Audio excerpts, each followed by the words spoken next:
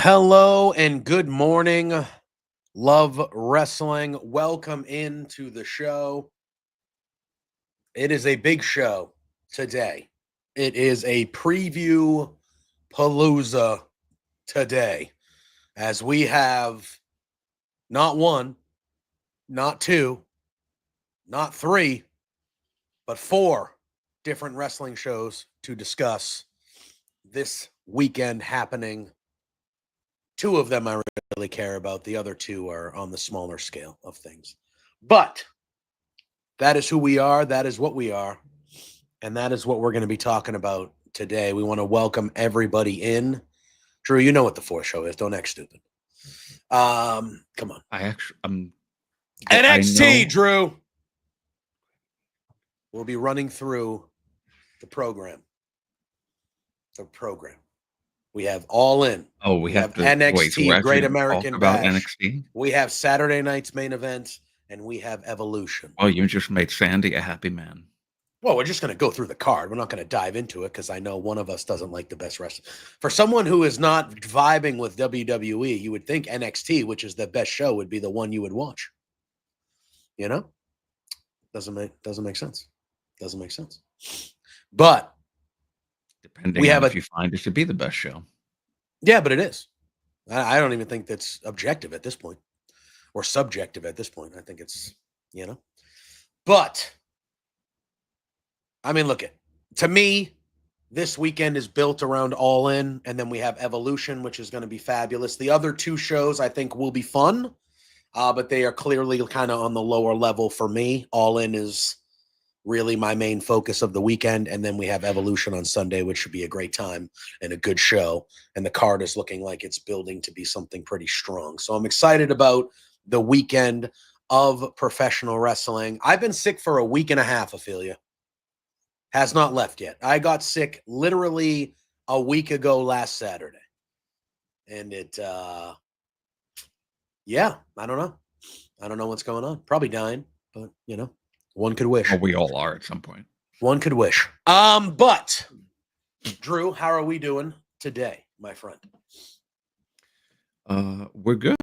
We're good. We have a lot to talk about, as you said. And yes. It's probably one of the bigger wrestling weekends of the year. Oh, easily, yeah. I feel like this is a very, very large weekend. And I feel like this, we're in the middle of summer with it being July, but I feel like, well, we'll see what Drew has to say. I don't know. Well, we'll go to Preview All In and he'll be like, I didn't watch wrestling this week. And I'll be like, okay, well, why here? We'll see. That's why I got upset last week. It wasn't because, but anyway, yeah, no, I do think as up to this point, I do feel like this is one of the larger, if not the largest weekend of the year. There's just a lot of stuff going on. And then, this kind of kickstarts us into what is arguably the biggest show of the summer, SummerSlam, just 3 weeks after this weekend. So this little stretch of this weekend through the next month should be pretty wild in the wrestling world. But I'm excited for it. I thought, now, you know how we do our preview shows, and today is more than just any preview show because we got to preview so much, but we're going to focus on the cards of these shows. We're going to preview the shows. We're going to do our picks, and we're going to kind of lump in what happened on the weekly shows of wrestling as we're talking about these matches. I don't know how you want to do it, Drew, but I'm thinking we go in chronological order. We just start with All In, and then we kind of work our way down, and then we end with Evolution. I feel like that would be the way to go. Yeah, I like that. If that's okay with you, I thought that would be the way. But yeah, so that's what we're going to kind of be doing here. I thought that Dynamite last night was a lot of fun. I thought it was a good little go-home show. I thought the in-ring action was very good. I thought the storyline stuff, even though there wasn't like a ton, what they did made me more excited for the show on Saturday. We do have Ophelia, Dan, Josh in the chat. Josh, I hope you're feeling better. Josh came down with a little something, and he's trying to heal up. So me and Josh, on the yeah, hive. dude, I don't know what's going on. I literally, like, I'm not joking. I rarely get sick, maybe once a year. I got sick a week ago last weekend, and it literally just hasn't gone away. I don't know why it's lasting so long. I've been on an antibiotic. I've been on all these things, and it's just not going away. So it's probably a disease. So I'll probably strap in and have to go to the doctor at some point, and he'll be like, "This is the end," and I'll be like, "Oh no." For what is you, that? and also, oh no, for what Josh just said. Yeah. What does that mean nowadays? Is it still as like bad as it, you know what I mean? Well, I mean, depending on the person that you talk to, you'd think maybe COVID doesn't exist anymore. But Well, listen. I'm not. yeah, Yeah. JPJ, it's your fault, he said. Is it? I mean, when everything's my fault. It's just kind of the vibe. Well, get your rest, get your sleep. Don't go to work. You have COVID, so I assume you can't leave the house. I assume you still gotta. I got COVID twice, but that was back kind of towards the height of it. All I know is from like the rules I have at the place that I work. If you get it, like, so you work in the school system, Drew. If you got it, do you still have to stay home for 5? Like, is that still the rule? Is it still the rule that you got to quarantine and stay home for like 3 or 5, like 5 days? Is that still the going rule? It's not really 5 days anymore. It's more of like a day-to-day. Yeah. Oh, you don't have any symptoms? You're good. Come back to work. Type of You thing. know, if you get better by like the 3rd day, You're fine. you know. You're fine. You're fine enough to come back and do You this. have to do the mask thing and all the social distancing. Yeah. Remember that thing? Yeah. Yeah. I could tell you though, I have proof on this device social distancing wasn't real. Yeah. Fair enough. All right. Let's dive into this, Drew. We got a lot to discuss, a lot to talk about, and we are going to start with my opinion, the granddaddy of the weekend. It is All In. Very excited about All In. As of right now, we still have 8 matches on the card. Collision is happening tonight. Yes. Due to All In being programming between two beards once again. You know, they're pieces of, I don't want to call them out because I love AEW, but sometimes people are scared of people and they have to counter program. It is what it is. They're getting counter programmed all weekend by the bullies that are WWE. So they're like, you know what, beards, fuck you. That's what they said. So I don't care that I went under 10 minutes. People. Yeah, unbelievable. It's how it works. The systems are rigged, Drew. But All In, baby. Globe Life Field. Arlington, Texas. It's going to be a good one. As of this moment, like I said, we have 8 matches. There is rumor almost confirmed. I think it'll get confirmed tonight, but I think the ending segment of Dynamite, I do think we're going to get a trios match for the trios titles added here. I think it's going to be the Ops versus Claudio, Wheeler Yuta, and Gabe Kidd. I think that is going to be added to this show.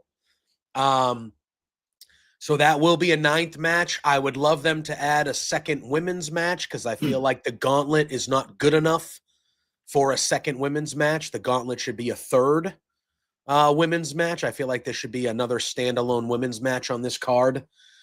Don't know if they'll do that, but we'll see. You know, I don't know how you don't have Athena on this show. she's going to be in the gauntlet. Yeah, I'm almost. you know. I'm almost. I'm almost. She She'll be has- in the. She'll be in the gauntlet, and she'll be near the. She'll be in like. I don't know if she wins it. Why don't we just start there, because we don't know a ton of people in these gauntlets. We know more on the men's side, but we don't know. So let's start with All In. Let's start with the gauntlets. On the women's side of it, we only know 2 people that are in it, and that's Chris Statlander, who will be number 1, and that's Megan Bain, who won a 4-way last night, who will be number 2. So is that officially added, though? I could see that being on the buy-in, maybe. Have they? It would be a buy-in. I would love that to be added to the card, because Tekla's entrance last night, Oh my god, ruled. That ruled. Certain people have phenomenal entrances, honestly, and that's a I good one. Love really good one. That entrance when they showed her upside down, like she was like hanging from a web in the little entryway, and then they flipped. Oh man, that presentation last night was real good, and that 4-way was fun. That 4-way was. Megan Bain is a beast. Oh, just a beast. She's powerful. She's fast. She's high fly. She can do everything. She can do everything, Drew. She's incredible. She is incredible. I mean, we have been singing her praises since earlier this year. Really, I'm so enthralled by seeing her, because she's just this dominant powerhouse, and it's beautiful to see on the women's side, because you don't see it very often. We see it with certain people. We've seen it with Chris Statlander. We've seen it with Willow Nightingale. We're kind of seeing it with Marina Shafir. Yeah. But she doesn't really wrestle. She just gets involved in all the Death Rider stuff.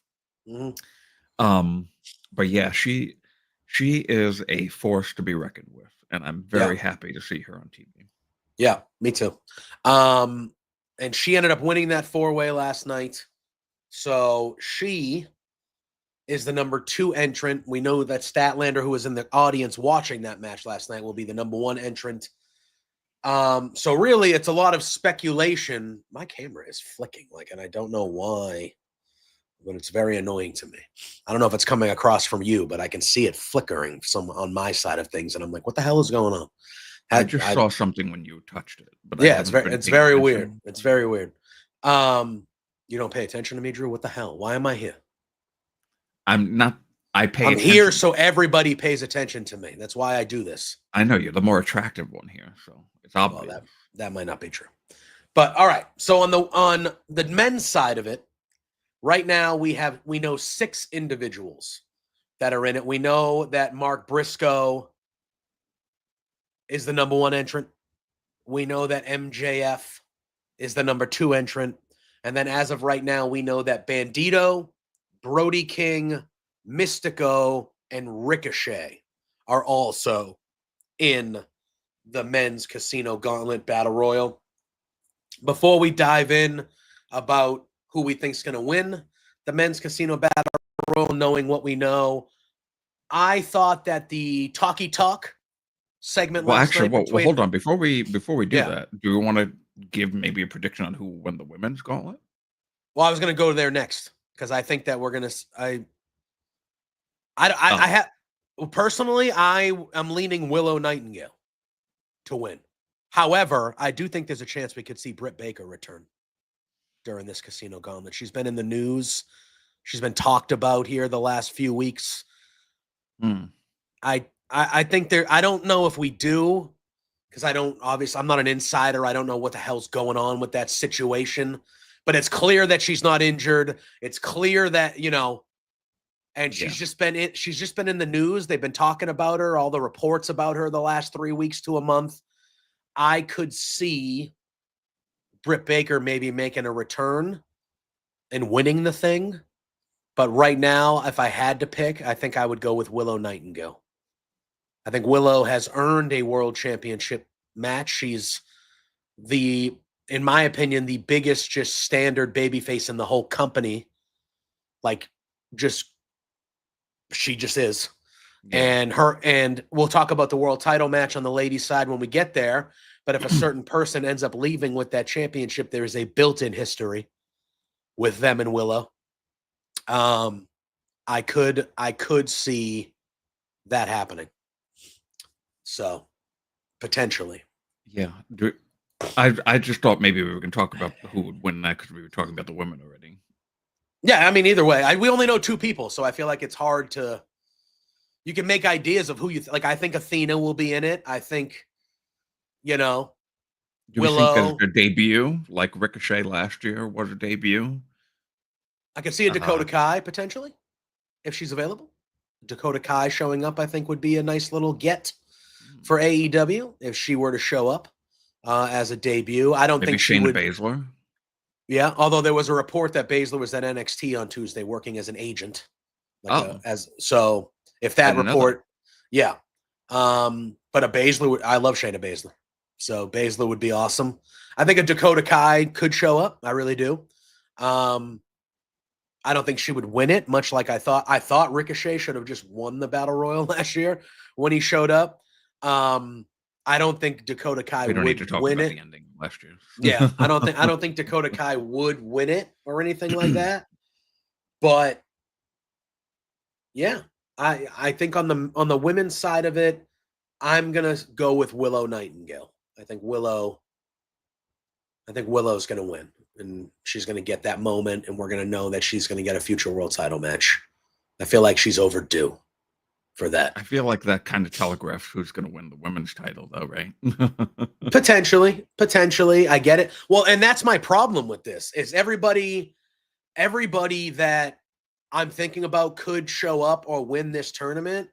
It's because of the Mercedes angle with them, not really the Tony angle with them. And we're going to talk about it later, but I might not be picking. We'll see. We'll see when we get there who we're picking for the women's world title match. But yeah, like if Willow wins, she has history with Mercedes. If Athena wins, she has history with Mercedes. She has history with Tony too, but the history that everybody cares about is with Mercedes. Yeah,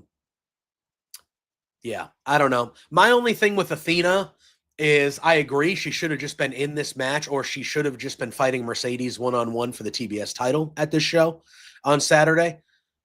She's defending her Ring of Honor Women's Championship against Thunder Rosa the night before at Ring of Honor Supercard of Honor. And I just think by the way she's been, and I know she's been on TV a lot more recently than her previous 3 years when she's been the champion. I just feel like if she is still the Ring of Honor champion, which I expect her to be, she's not winning the gauntlet. It's the only reason I'm not picking her is because Tony's proven to me that he has no problem making other Ring of Honor champions fight for championships and be on AEW TV regularly. But for some reason, Athena is just not that person. And until I see an actual change where that will happen, I can't pick her. Even though I think she would be the right call because it's Texas, it's her home area, her and Mercedes. If Mercedes wins, natural rematch that we all want to see. But I just can't believe that he would put Athena in that spot because why have we waited this long already? It's very weird. I don't get it because she has been the most dominant Ring of Honor champion, I think, ever. Right? Isn't she? She's well, at least in this current iteration with Tony running it for sure. I don't know about ever. I don't know the lore and the history of Ring of Honor, so I'm not going to say she's the most dominant champion ever. But by like over 900 days as women's champion, at least since Tony has owned it, without question. It seemed like it was an easy layup to have Tony versus Jamie Hayter. Although now, the way the world works sometimes is strange because apparently Jamie Hayter's injured right now. Yeah. Well, I think she got hurt on that last bump against Mercedes when she kind of landed on her head, like when Mercedes did that last move at All In and she landed right on the top of her head. I think she got hurt. could you imagine she was supposed to win that match, and it turns out she wouldn't be able to compete. So, Yeah. Yeah. sometimes the world works in mysterious ways, Yeah. and so it had to be Mercedes, but that doesn't mean that Mercedes had to have the TBS championship going into this match. I agree. I don't think she should have. I understand. That's what they're telling the belt. Listen, we're going to get there when we get there. I don't want to dive into the Mercedes Tony match now because I have a lot to say about it. So I don't want to start talking about it now. But yeah, I mean, if I'm looking at it objectively, I think I'm going to pick Willow Nightingale to win the women's, knowing that we only know 2 people that are going to be in it. But I think it's going to be Willow. Athena makes perfect sense to me. Statlander also would make Yeah, sense I to me. think You I get kind of have I'm leaning Statlander. because Statlander and Tony would be great if they keep it on Tony and Mercedes Statlander 3, but for the world title, that could be a fun story. Does Statlander have what it takes to beat Mercedes? You know what I mean? Like there's a lot of good stuff they could do with Statlander as well. Megan Bain, we've seen the stuff with her and Tony. I don't think she really fits in the Mercedes story that much, Bain, but yeah, if I had to guess, I'm going to lean with Willow, but I think Athena and Statlander would be those are my 3 that I think are really the people that can potentially win this, if that makes sense. Yeah. So you're going Yeah, I Statlander agree. right now? I'd go Statlander. Yeah. Fair enough. On the men's side, before we get into the match, I just want to say I thought that Talkie Talk segment last night was excellent. Oh yeah. Okay. So Mark we have to Briscoe, address bro. something. Mark Briscoe, dude. That's very annoying that a lot of people do sometimes, and people that I like do this sometimes as well. And I just need them to understand that it's okay to address the deceased family members of other wrestlers. What, who said it wasn't? I thought last night they did People, it. I unfortunately. thought last night they did it to perfection. They did it in a way that showed the utmost respect to Jay Briscoe. They did not, and they turned it around in a way where they weren't talking bad about Jay Briscoe. They turned it around in a way that it went against Mark. I thought last night that we all had a feeling that MJF would go there because that's who he is. But I thought that they did it to perfection with Briscoe being the one that was like, hey, I know what you're going to do. You're going to say some dumb shit about my brother, and I'm ready for it. I've been ready for it all week, so say it. Like, I liked Briscoe being the one that was like, hey, I know where you're going to go. You're going to say some shit about my brother, so say it. And MJF was like, I would never say anything bad about your brother. Like, your brother's one of the best wrestlers. No, like, great man, great wrestler. There's a special place up there for him. And I thought that was good. They gave Jay that respect. And then MJF turned into MJF. But it wasn't degrading Jay. It was saying if Jay was still alive, he'd be embarrassed watching what happened to you. And he would say, I shouldn't have been the one that was in that accident. It should have been you. And that it was so great. it was really good. You know, it was really good. I liked that approach also of the, okay, just give it to me already. Let's go. Do your classic bullshit thing. Yeah. Talk badly about the person that I love the most. Go ahead. Yep. And then 100%. flipping it like that, it was beautiful. It was beautiful. Yeah. And obviously we know that Mark Briscoe would have had to agree to that promo beforehand. Like, hey, Mark, is this cool if we go here? And Mark had to say, oh, that's a good one, Bonkers. Hikaru Shida coming back would be fun. And that she hasn't been around for a while, Shida. That would be a lot of fun. But yeah, I just thought that obviously Briscoe would have had to say, yeah, I'm cool with that. We can talk about this. That's fine. Which obviously, I disagree with you, Maria. I thought there was nothing distasteful at all about that promo last night. I thought the only distasteful stuff was the stuff that MJF said about Mark Briscoe, revolving around that, and that's MJF. In my opinion, MJF has already said worse. Way worse before. Way worse. Everyone remember the Takeshita feud? Yeah, like MJF has been way worse than what we saw last night. Last night was really nothing to me as far as like distasteful goes. And I thought it was a very clever way to do it. I also said this during the Takeshita feud. I remember it's not my place to talk about what's distasteful when it's not directed towards me. Yeah, that's fair. If Mark Briscoe and the Briscoe family find it distasteful, then it's distasteful. Yeah. And that's how, so I thought it was actually brilliantly done. And I love Mark Briscoe. I say it every week that he's on my TV screen. I love Mark Briscoe. And when he asked for the talkie talk last week, I was excited and I was like, ooh, Mark Briscoe like wants a promo segment. Like, here we go. And I thought he was great. I thought he was great last night. That guy's good. I love him. I think MJF is kind of back to MJF now. Like, I think this is the MJF that I think we all have come accustomed to as one of the best wrestlers in the world. Yeah. And in my opinion, I know we only know 6 of the guys. It has to be MJF that wins this gauntlet. You get in a title match. MJF has to be the guy that is challenging. And again, we'll get to the main event, what we think will be the main event. We'll talk about that at the end of this preview of All In. But if somebody leaves Texas as a new AEW World Champion, they have littered our TV screen. They had a little mini feud not too long ago.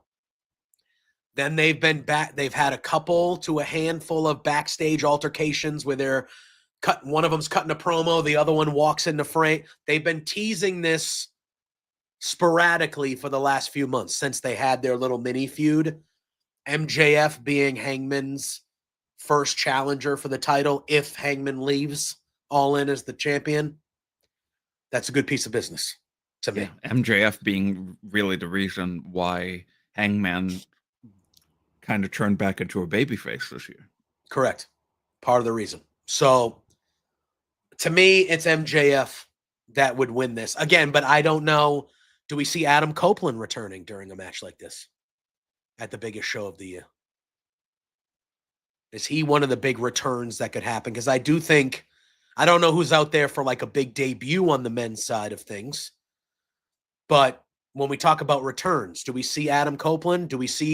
I think we'll see Darby Allin at this show. I don't know if it'll necessarily be during this, but we'll get there.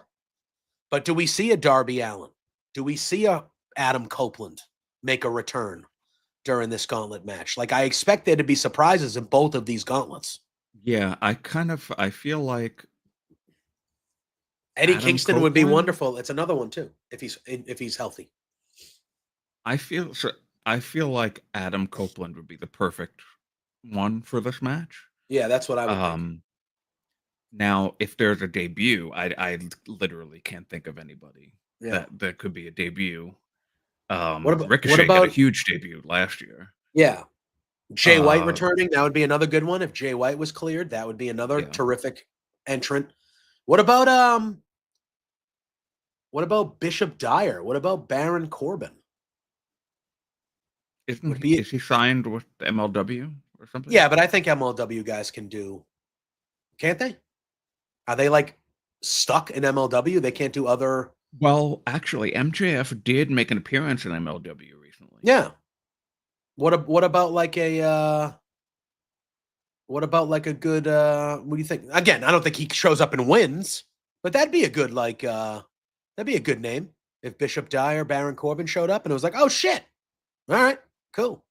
Actually, that'd be fun. That'd be fun. I would like that. Yeah. Yeah. I think that would be a good one. He's a big dude. He would automatically be one of the bigger guys on the roster upon arrival. He's a big dude.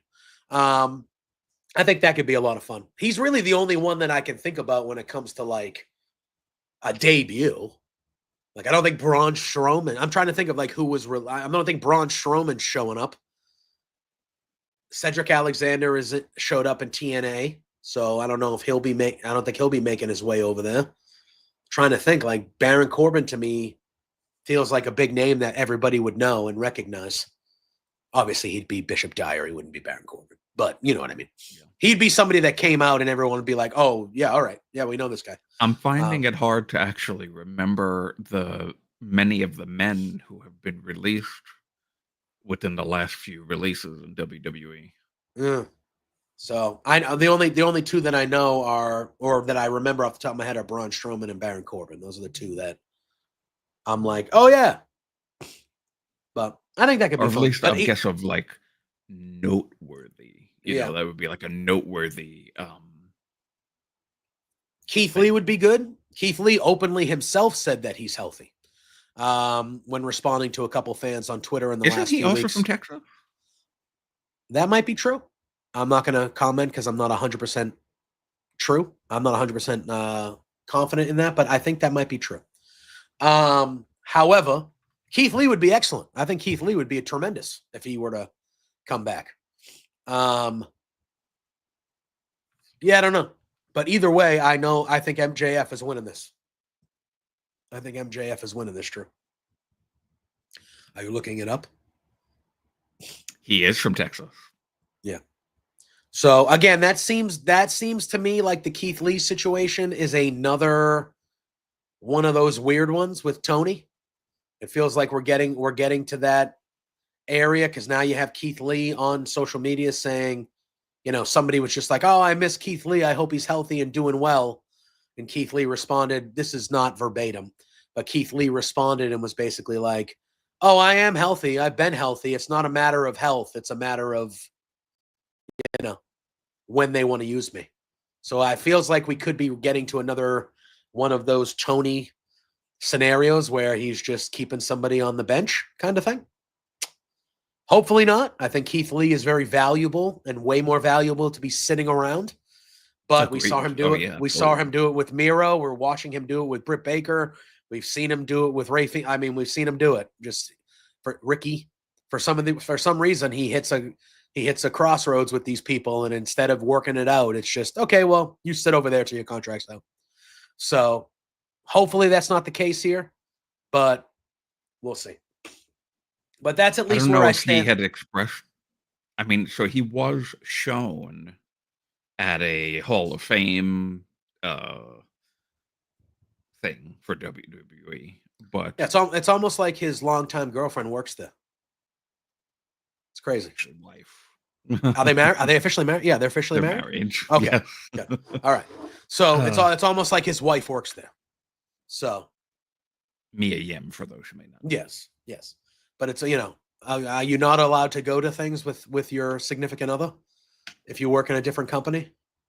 Wardlow would be a good one. That'd be fun. Oh, Wardlow. I'd be okay with that for sure. Although I feel like Wardlow would maybe. I feel like if he came back, he would have to win. Same treatment as Ricky. Yeah, I don't know why. But if Wardlow made a return, I think Wardlow would need to win. That's how I value Wardlow, to be honest with you. I was going up the comments. Thank you. Nice. It is a nice shirt. Thank you, Sandy. Nice to see you here. Hello. Also, I think it was Johnny addressed my new setup. It's not really a new setup. I just had to move again because that's what happens. Yeah. But thank you. A blue background versus a red background. I don't know which one looks better. Maybe this one is lighter. Scott actually, we are talking about the men's gauntlet. Scott actually said what I think has my sleeper pick would be Ricochet. I think Ricochet has a big chance to win this year.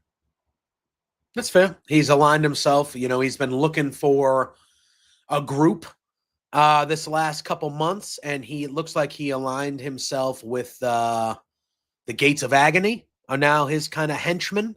And I have no problems with that whatsoever. Yeah, I think it's actually a good pairing. I think they fit well. They look like it's a good pairing. I feel like it fits. They're two big muscle guys to protect kind smaller of muscle the guy. smaller muscular guy. I like that grouping. I wouldn't mind them adding even more people to it, but I like that pairing a lot. I do think that's a chance, especially if those guys get involved. If Ricochet has a numbers game and those guys are out there helping him, it's a gauntlet match. I don't think there's DQs. So, Kill Switch Luchasaurus technically helped Christian last year. So what about him? If he's cleared, what about him? Do we see where's Jack Perry at? Well, that would be interesting. Let's lay. I think Jack Perry. I think we got a lot to talk about on this show. I know we're taking a lot of time on the gauntlets, but I'm just saying. I think there's a lot of things that can happen. I'm getting so many compliments today. My goodness. And the thing that's crazy about these gauntlets, right, is even though we only know 6 of the men and only 2 of the women so far, there's no infinite there's 12 people in these gauntlets. We don't know how many people are in these gauntlets because that's the way that's what I love about them the most. Yeah. So there's 6 men. For all we know, those could be the only 6 guys in the match. For all we know. There could be 4 men in the match. Yeah, exactly. The match could end with Mark Briscoe and MJF before the third guy even comes out, technically. So, I think that's it's just a clever, intriguing style of match. And I think with us knowing so few of the participants and not knowing how many actual participants there are in the match, it's intriguing, but it's also hard to call. The entire men's roster could be in this match. Exactly. Or female roster, the entire roster. It's endless. If there are 15 women involved in this gauntlet match, we know 2 of them. So how can you predict? We don't have no clue. You know what I mean? So, I mean, it leads to a lot of surprise. A lot of fun stuff can happen in them. But all right, besides the gauntlets, we have 6 matches to talk about. And we are going to start with a singles match for the AEW TNT Championship. It is the champion, Adam Cole, baby, defending against the proto-star, Kyle Fletcher. To me, easiest match on the show to book. Kyle Fletcher is the biggest favorite on this show with the betting odds. Kyle Fletcher is leaving All In as the TNT champion. Yeah, I just think it's his time. He's been knocking it out of the park for a year now. He's clearly a top of the card future star for them for a long time. I think it's time that Kyle Fletcher gets his first singles title, and he's going to beat Adam Cole, and he will leave as the TNT champion on Saturday. What say you, Drew? Fletch lights rise. It's his time. It's disgusting. Let me tell you this, though. Light. Yeah, I get it. Light, Yeah, I know what you said. I didn't say anything dirty. I don't know what your mind is. I didn't say it was dirty. I said it was disgusting. But Dan taking Cole. Ooh, all right.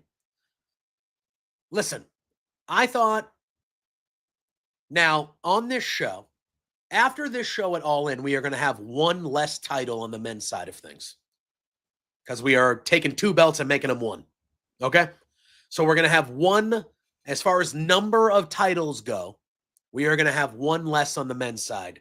And I sure as hell hope that because of that, that will rise the profile of the TNT Championship back to kind of what it was. Because this TNT title has not mattered to me for 2 fucking years at this point. And I don't even think it matters to AEW anymore, to be honest with you. Well, Father Christian. He was the last guy that had it where I thought it mattered. Yeah. Truly. Yeah. And it's weird because Daniel Garcia was a super well-liked guy who had a lot of momentum when he won it. We all know, we've talked about that at length. We don't have to go back into it. Not great. Then Adam Cole wins it, and I'm like, oh, all right, here's a guy who they put on TV every week. He's beloved. He's very good. He'll be a guy that raises the profile of the TNT title, and he defended it more than Danny was, for sure, but he didn't. And so I don't think it's a wrestler problem. I think it's an AEW booking the TNT title problem because they don't give a fuck about this belt anymore, it feels like. But if somebody like Kyle Fletcher's winning it, you better fucking care about it because that guy needs to be handled with care and continue the progression that he's done and the focus that he's had. So I'm hoping that if Fletcher wins this match on Saturday, that they make that TNT title matter because there were points even up to a couple years ago when Christian had it where the TNT title was more important than the world title on the show. Or the stories were better for the TNT title, at least. And now it is an afterthought. and now it is an afterthought. It is an afterthought now. And so I'm hoping that changes. But we'll see. But I think it's going to be Fletcher because I think something else happens that would be perfect for a Fletcher opponent for the TNT title. We'll get there when we get there. Fair enough. Yeah, so I expect that to happen.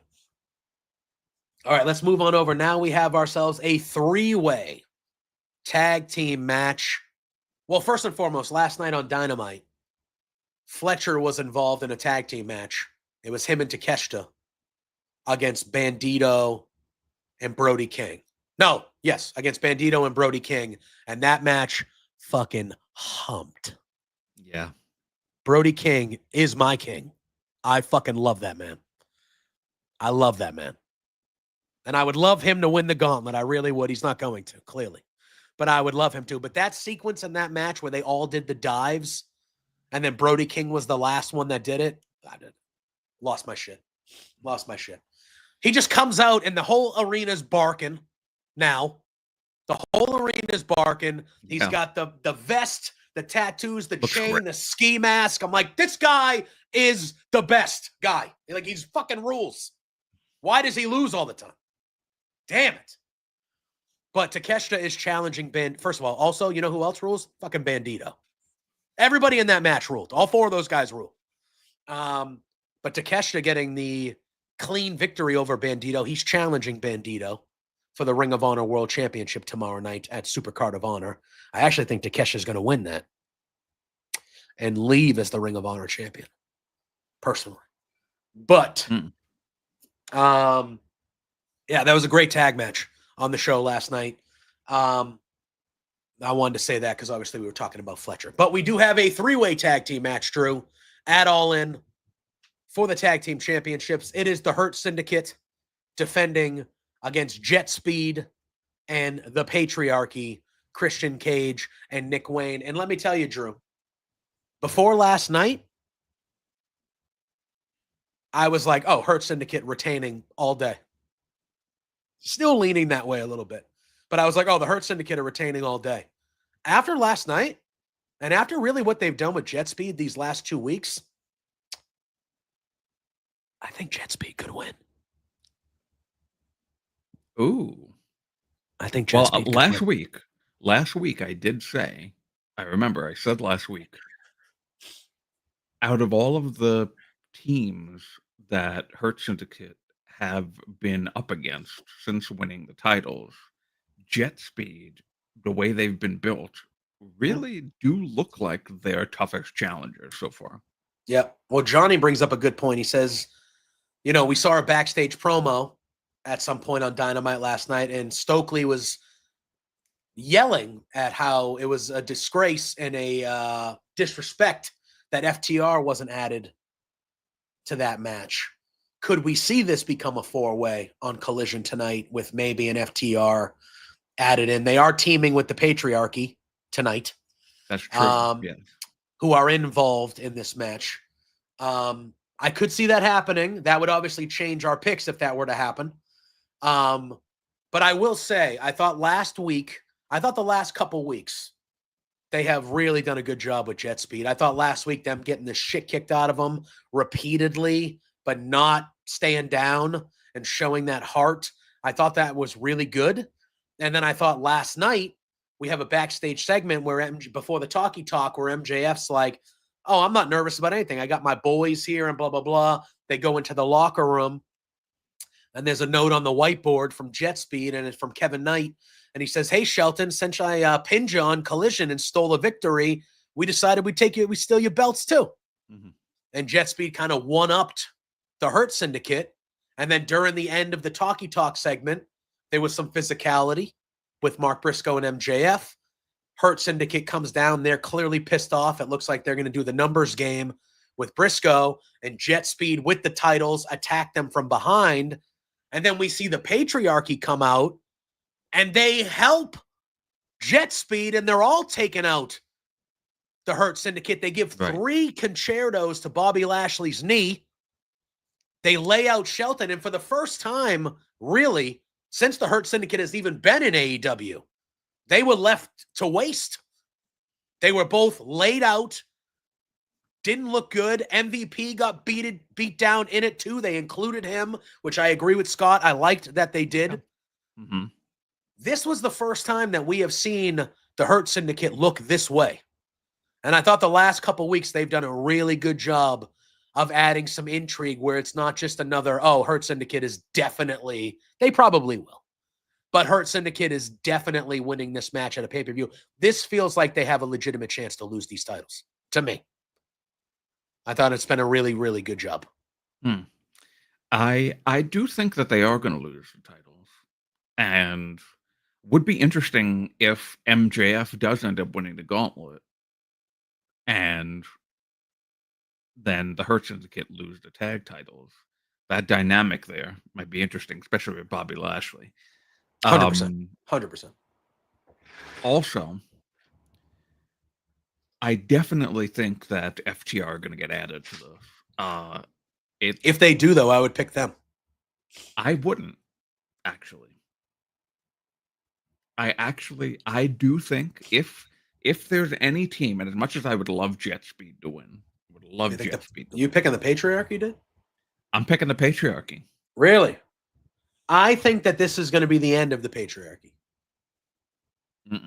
I think FTR will then get a one-on-one, type of match, just a standard tag match with them at the next pay-per-view, and they win it there, and that's when we have the implosion of the Patriarchy. It's potential. Because I do think, again, FTR versus Edge and Christian is happening, guys. It's happening at some point. So we got to get there somehow.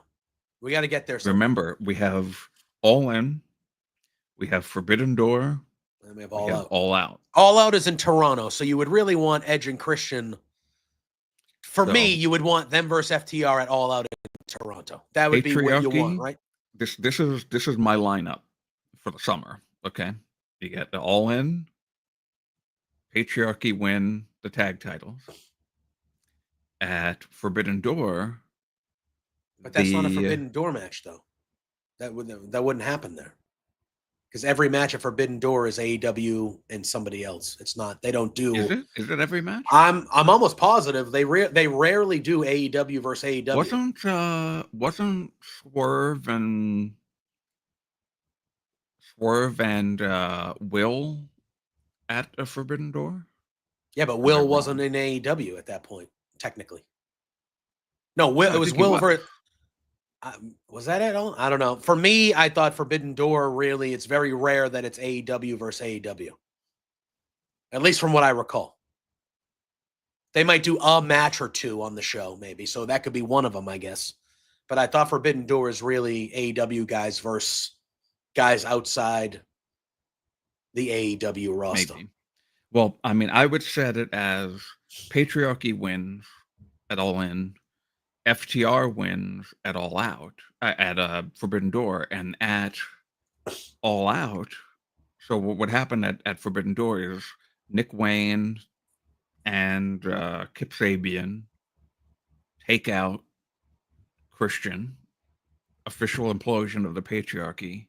Mm-hmm. Adam Copeland comes to save Christian. And then we get Christian and Copeland versus FTR at All Out in Toronto. Yeah, I think that match happening at Toronto is definitely going to happen. I think it has to, right? So How we get there is how we get there. I could see the patriarchy losing this match and then Nick Wayne not liking it. And Christian maybe taking a beating. And maybe we see Adam Copeland return in this moment. Maybe. There's multiple ways they can go about it. I'm picking Jet Speed. Can't believe it. Can't believe I'm doing it. I still think the Hurt Syndicate can retain. But I'm picking Jet Speed. I think they've done a good job these last couple of weeks. I think people want Jet Speed to win this match. And I think that's what you want. I would love for Jet Speed to win this match. And I think a lot of people, because of the way they've been booked here, a lot of people are rooting for Jet Speed to win this match. And I think that's what you want. And that was the whole point of what they've done these last few weeks. I think you strike. I think you strike while the iron's hot. That segment last night was really good. And that crowd was hot seeing the Hurt Syndicate get their asses kicked. Like, that crowd was in it. And I was in it. And yeah, I think there's some cool stuff you can do. Well, let's talk about another tag match, shall we? This one has a lot of stakes to it, Drew. So, we have Swerve and Will Ospreay taking on the Young Bucks. Now, if Swerve and Will Ospreay win this match, the Young Bucks will be stripped of their EVP titles. However, if the Young Bucks win this match, then Swerve and Will Ospreay cannot challenge for the AEW World Championship for a whole calendar year. So, I don't know about you, Drew, but when this match was first made and the second stipulation hadn't been added yet, and the Young Bucks were just having their EVP titles on the line, I was like, oh, well, Swerve and Will Ospreay are definitely winning this match, clearly. But then, Will Ospreay, Swerve is still not thrilled, by the way. Swerve does not like this. No, he is not. But then Will Ospreay gets a little ahead of his britches and says, hey, we really want you to accept this match, so we won't challenge for the title for a year. And Swerve looks at him like, are you fucking crazy? And Will Ospreay's like, just do it. Like, we're fine. We're going to win. Just do it. Just do it. And once that was accepted, I have completely swayed, and I think the Young Bucks will win in this match. 100%. 100%. Yeah. Do you think we see Jack Perry here?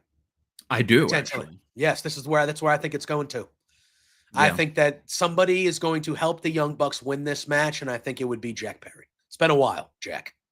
It's been a while. He's been doing woodwork on Instagram. Good for him. Good for him. Yeah, and I mentioned why I think Kyle Fletcher would be the perfect TNT champion. I mean, Will Ospreay and Kyle Fletcher, you can run that back anytime you want for the TNT title. Because it can be for the TNT championship. Yeah. However, it can be for the world title.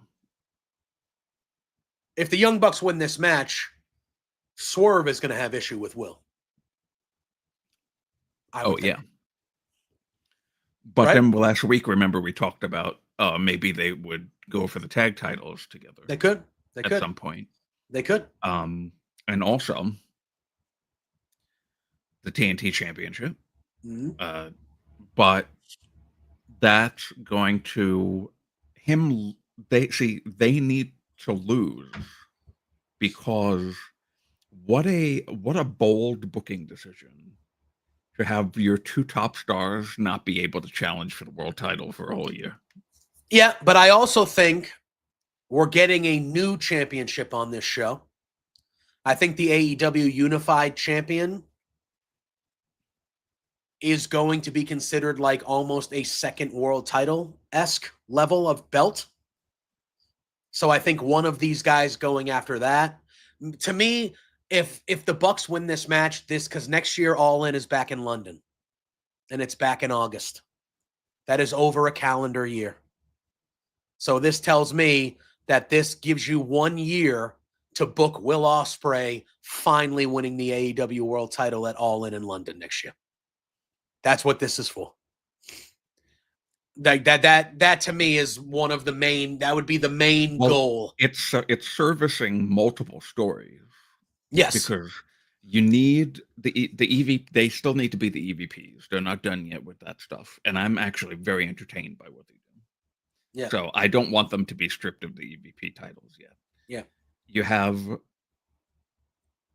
what you just said, which is this makes, and especially with Swerve too, this makes next year's Owen a very must watch, because both Swerve and Will have not been able to hold the world title. This tournament is specifically for the world title. And as you said, of course, next year it's back in London, Will's hometown. Yeah. So Will has to win the Owen next year to get to the main event to face whoever the champion is. Yep. To be crowned finally the world champion in London. That's going to be an incredible moment next year. Yep. So it services that, and it also, like I said last week, it also services the main event of All In, because when Will comes out to help Hangman and Swerve, we'll get there when we get there. We'll get there when we get there. But it's all encompassing. Oh wait, you think Swerve? Oh, we are going to disagree when we get there, then, my man. Disagree about what? Well, we're going to get there when we get there. You don't think Swerve's going to come out and help Hangman? No, I do, but I think that we talked last week. I remember we talked about it. Will is going to come out, and he's going to be like, "Where's Swerve? He's not coming out to help me." And at the end, the last person, it's going to be Swerve. That's going to come out is going to be Swerve, 100%, reluctantly, but he's going to know, hey, I can't challenge for the next year, and I fucking hate this guy, but I'm choosing AEW and the betterment of AEW over my hatred for this guy. And if I can't challenge it for a year, it sure as hell can't be on Moxley for another fucking year. And Swerve's going to be the guy that does the kill shot. Get it? And that's what's going to happen. But we'll get there when we get there, because I don't think Swerve's the only guy we're seeing during that match. But before we get there, we have a few more matches to talk about. And we do have a unification match. Winner takes all. It is the Continental Champion, Kazuchika Okada, going 101 with the International Champion, Kenny Omega. Is that your cat? Okay. Yes. I'm like, Lou is usually quiet. Like, Lou doesn't meow a lot. He's a very quiet cat. And I'm like, is that Lou out there? Wow, he's pissed. Is he hungry? What's the deal? No, he's just annoying. Well, first of all, how dare you disrespect your cat like that? Just wants some he love. He disrespects me daily. Well, yeah, but that's his job. He's a cat, but he just wants love. It is Okada versus Omega. I am so excited for this match. I'm almost nervous at how excited and how high my expectations are for this match, because they're not in their primes anymore like they were when they were fighting 4 times a decade ago. They're still great, but I'm expecting they just fight each other like 2 years ago or 3 years ago. No, did they? I don't know. I expect this match to be the best match of the weekend, far and away. I expect this match to be one of the best matches of the year. Johnny, I think we're going to disagree here, because I think that Kenny Omega is walking away as the unified champion when it comes to this. I don't know. I think it's going to be Kenny. That's where I'm leaning. I'm not 100% sold on that. That's fair. I mean, look at either guy can win. They booked Okada to be incredibly strong since he's shown up in AEW. And I know he's got the Callis stuff with him. I just think, I don't know. I just think it's Kenny. I think the way they've kind of told the story, Kenny is an AEW original. I just think that Kenny's going to be the guy that wins this match. It's going to be so good, Drew. It's going to be so good. I'm excited for it. It's going to be so good. And that's where I'm at. Now, again, obviously, this is not going to be the main event, but you could have told me that this match was going to main event, and I would have been perfectly okay with it. That's how good I think this match will be. I'm kind of more along the lines of Johnny, and I do think maybe we have, the Callis family with all the titles. Not all the titles, but you know what I mean. Because I don't see why do you have Okada just leave the Elite and go with Don Callis to not have him win? Because it was just Don Callis and Kenny. That's all. That's how I view it. I mean, I don't think it had anything to do with, I just think it was like, oh, how do we get more heat on Okada? Okay, put him with the guy that everybody hates, that has a history with Kenny. It makes sense storyline wise. It makes sense, blah, blah, blah. And I think there was an easy way to make Okada more of a villain in this story, was aligning him with Callis, because that's an easy guy that everybody is going to root against, his people, That's how I viewed it, at least. I don't know. I could see either guy winning, and I won't hate if either guy wins. I just lean Kenny with this. I think Kenny, he's the international champion, but I feel like this would be like his real first signature win since coming back. And I expect him to be the first ever AEW Unified Champion. I think it's going to be Kenny. And then you kind of go from there. That's just where I'm leaning. Yeah, I can see that. I just, something telling me Okada's winning. I'm picking Okada. All right, that's fair. I don't hate it. I don't hate it at all. All right, singles match. AEW Women's World Championship. I thought we saw a pretty good opening segment of Dynamite last night. I thought Toni Storm was particularly excellent in this promo. But they had a good opening segment. We talked about it last week. This build has been a bit lackluster for me in general. Does not take away from how great I expect this match to be. I think it'll be one of the better AEW women's matches in the history of the company.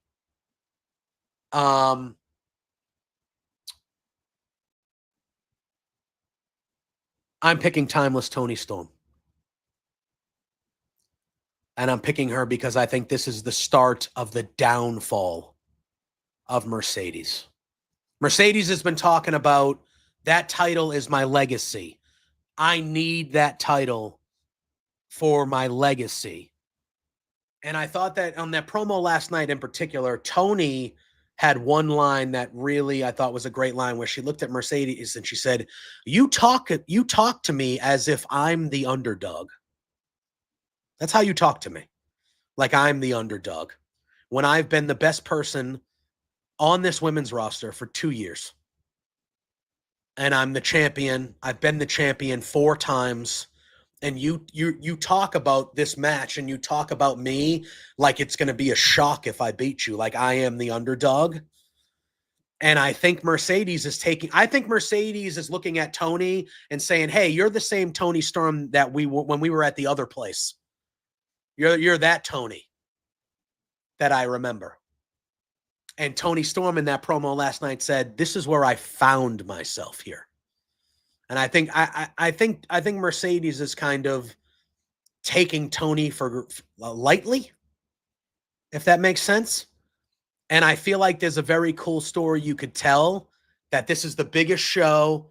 It's the biggest match in Mercedes' AEW career so far. She's going for the top prize on the women's side of things. If she loses the big one, which has been the story of her whole career, really, is that she's always lost the big one, or she's won the big one and couldn't cap. She didn't have one successful world title defense in WWE. Not one. In her whole career there. So I think there's a good way to if she loses, and then over the next 6 months, she loses all those belts and breaks down and becomes vulnerable, I think there's a very good way that she becomes a babyface on her rise back up to actually win that world title. And then I think she wins that world title, and she is the biggest babyface on the women's roster. And I think Toni Storm wins. And I think that this starts the downfall of Mercedes in order to build her back up to finally get that win down the line. And I think that's like how they that do it a lot. But I also won't be upset if Mercedes wins. I am perfectly okay with any outcome in this match. Any outcome, I am perfectly okay. I love both these women. I love everything they do. I love everything they bring. I think they are top of the company talents. I have no problem with whatever way this goes. And you know how I feel about Mercedes. She's one of mine. She's one of my own. We stick together, Bostonians. I just think there's a real cool story you could tell if you want to tell it. And me personally, I don't think she ever needed it. Mercedes does not need this undefeated, never been pinned shit. She doesn't need it. She does not need it. It does help with the character, though. It does, but at some point she needs to lose because she doesn't need it. She does not need to be undefeated. You got to do it sometime. And Toni would be the person her to do creative control. Yeah. Fuck you if you think that. Especially you, JD from New York. But don't even mention his name on podcasts with me. Why would you even? Well, he's that guy from my area, unfortunately. Yeah, okay, but that guy shouldn't even be a thought in your brain. So he blocked me yesterday, so I'm happy about that. But the thing is I do really like that story, but as we've seen, the story that we think is the right one isn't always the one that's what's told. So, but again, not that I would say that there would be a bad story with Mercedes winning. I don't think there would be. I just don't know where do you go from there? Like who is the next challenger? Is it whoever wins the gauntlet? The gauntlet winner. So if it's are you talking if Mercedes Willow, wins? That makes sense. Or if it's Athena, it makes sense. But Statlander makes sense. There's multiple ways with Mercedes. There's multiple people. But I would worry that the winner of either gauntlet, but mostly the women's gauntlet, I would worry that would then make you go, oh well, we know who's winning. And I think that's one of the problems. Not problems, that's a strong word, but I think that's one of the things with the gauntlet is the winner of that match, and I think it's more so on the women's side than the men's side. But the winner of that match could really telegraph what happens. Because let's just say that it's Willow, right? I picked Willow. Let's say Willow wins. Would I love to see Willow versus Toni? Abso-fucking-lutely. Abso-fucking-lutely. But there's nothing there, and there's no history there. It's two baby faces. Could they turn that into a good story? Yeah, for sure. And but AEW, thankfully, they do tell good stories like that with baby faces, even with heels too. Yeah, but to me, Willow's story is Mercedes. Athena's story would be with Mercedes. Statlander's would be with Mercedes. So, although I could see Statlander and Toni Storm. Yeah, that's fair. Mina Shirakawa will probably be in this match. I agree. We've seen the history with both. They have been doing vignettes for that Alex Windsor. I wouldn't be shocked if maybe she debuts in this match. It seems like she's going to be someone they put focus on right away. Alex Windsor. Yeah. Yeah. But I'm trying to keep them separate. Again, I don't have a problem with either way that this world title match goes. I think you have a lights out superstar champion. Either way it goes, coming out of All In. I just think that at some point we're going to witness the downfall of this version of Mercedes Moné. Yeah. And I think that this is a perfect opportunity because Toni is still red hot. I just think this is the opportunity to do it. I don't take the belt off Toni yet. I don't. I agree. I think there's more. Put it this way. I think there's more of a story to tell with Mercedes losing than if Toni loses. Because we've already seen the timeless Toni Storm character be broken down, and Mariah May did that. We've already seen where does Toni, let's put it this way. We're talking about maybe where Mercedes goes if she loses, and maybe she starts losing all these other belts and she gets vulnerable and, all this stuff. What happens to Toni if where does Toni go if she loses? What do you do with Toni? Well, what's the story, I guess, with Toni's character? The the worst part, the only bad thing about Mercedes winning at All In is that she's also the TBS champion. Correct. Now, that would make her 7 belts Monet, so she would have all of the women's belts of AEW. Mm-hmm. Now, there's a potential at some point we get women's tag champions. I don't know if that happens anytime soon. Tony Khan has talked about wanting to do it, Mm-hmm. but we don't know when that's going to happen. I don't like the idea of all championships being on one person. I agree. As much as it tells a great story for Mercedes Monet, Yep. that then means that we have to have, we're going to have less time devoted to the women because they're only going to tell one story at a time. Yeah. So they're going to tell a story with the gauntlet winner for the world title. Yep. Mercedes is not going to be in a TBS title feud while she's feuding for the world title. Yep. Similarly, she won't be involved in a world title feud when she's feuding with the TBS title. Agreed. So anything that has more of a chance of less women being featured is a bad thing. Mm-hmm. So it would be better, obviously, for her not to win the world title. But to service the story of undefeated 7 belts Monet, it makes sense for her to win the title. Yeah. So, but I do agree. I think Tony winning makes more sense because of what we just talked about. Yeah. And I don't know where Tony would go if she loses. But you do know. Yeah. Well, there you go. We don't need another. And it doesn't even mean this time that she would lose herself if she would lose the title.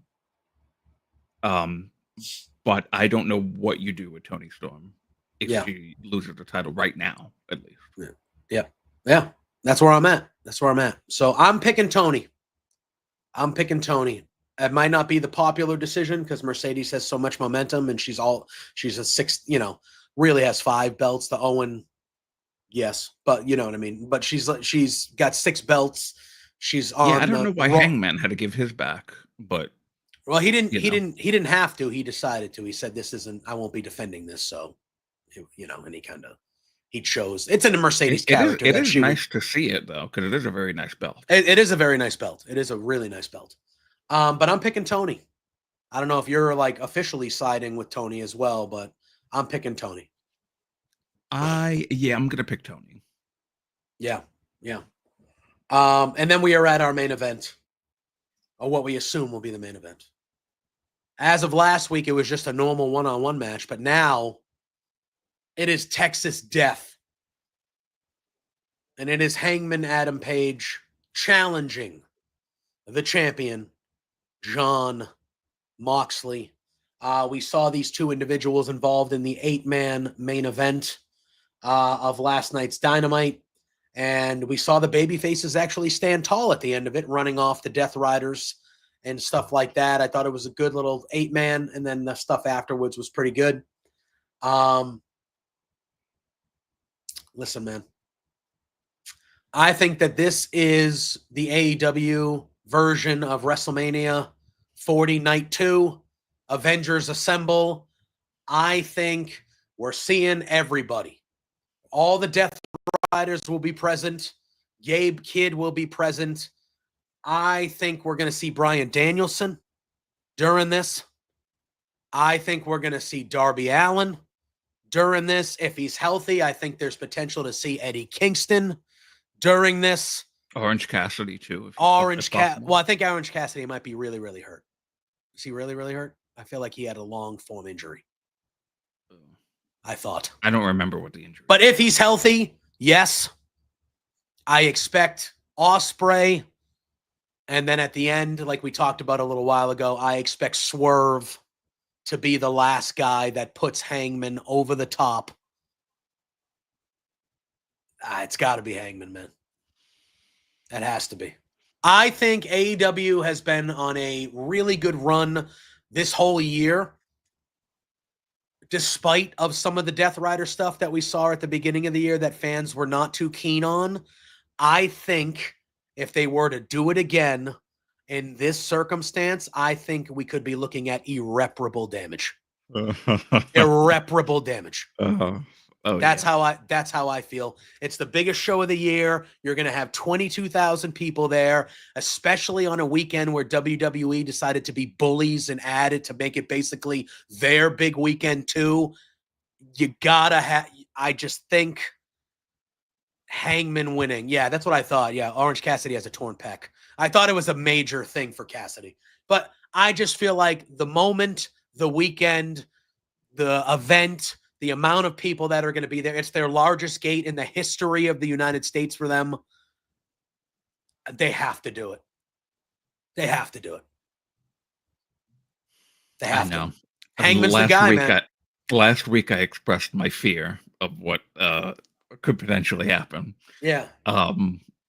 Which I will not mention again, but I do think irreparable damage. It would squash a lot of goodwill. A lot of goodwill. Maybe all of it. Maybe all of it.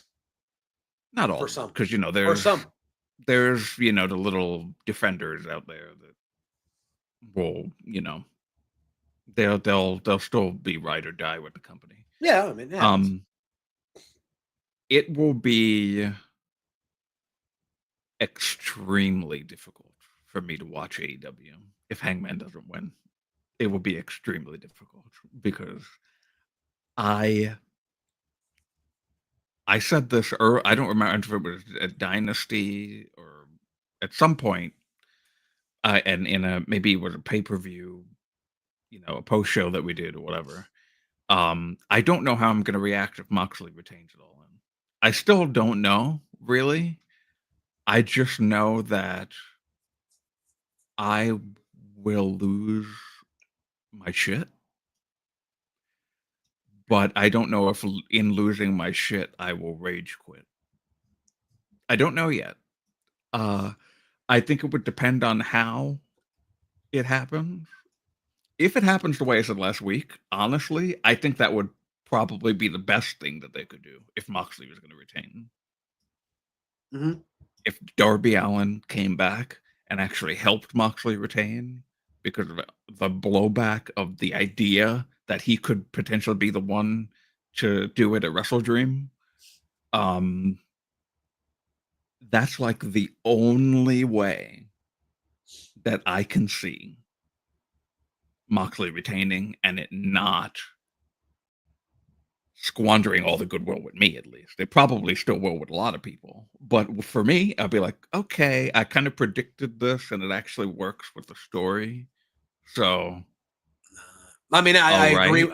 I agree with you. That would be like a best case scenario, but I don't think there is any. If Hangman does not win, I do not think there is any best case. There isn't.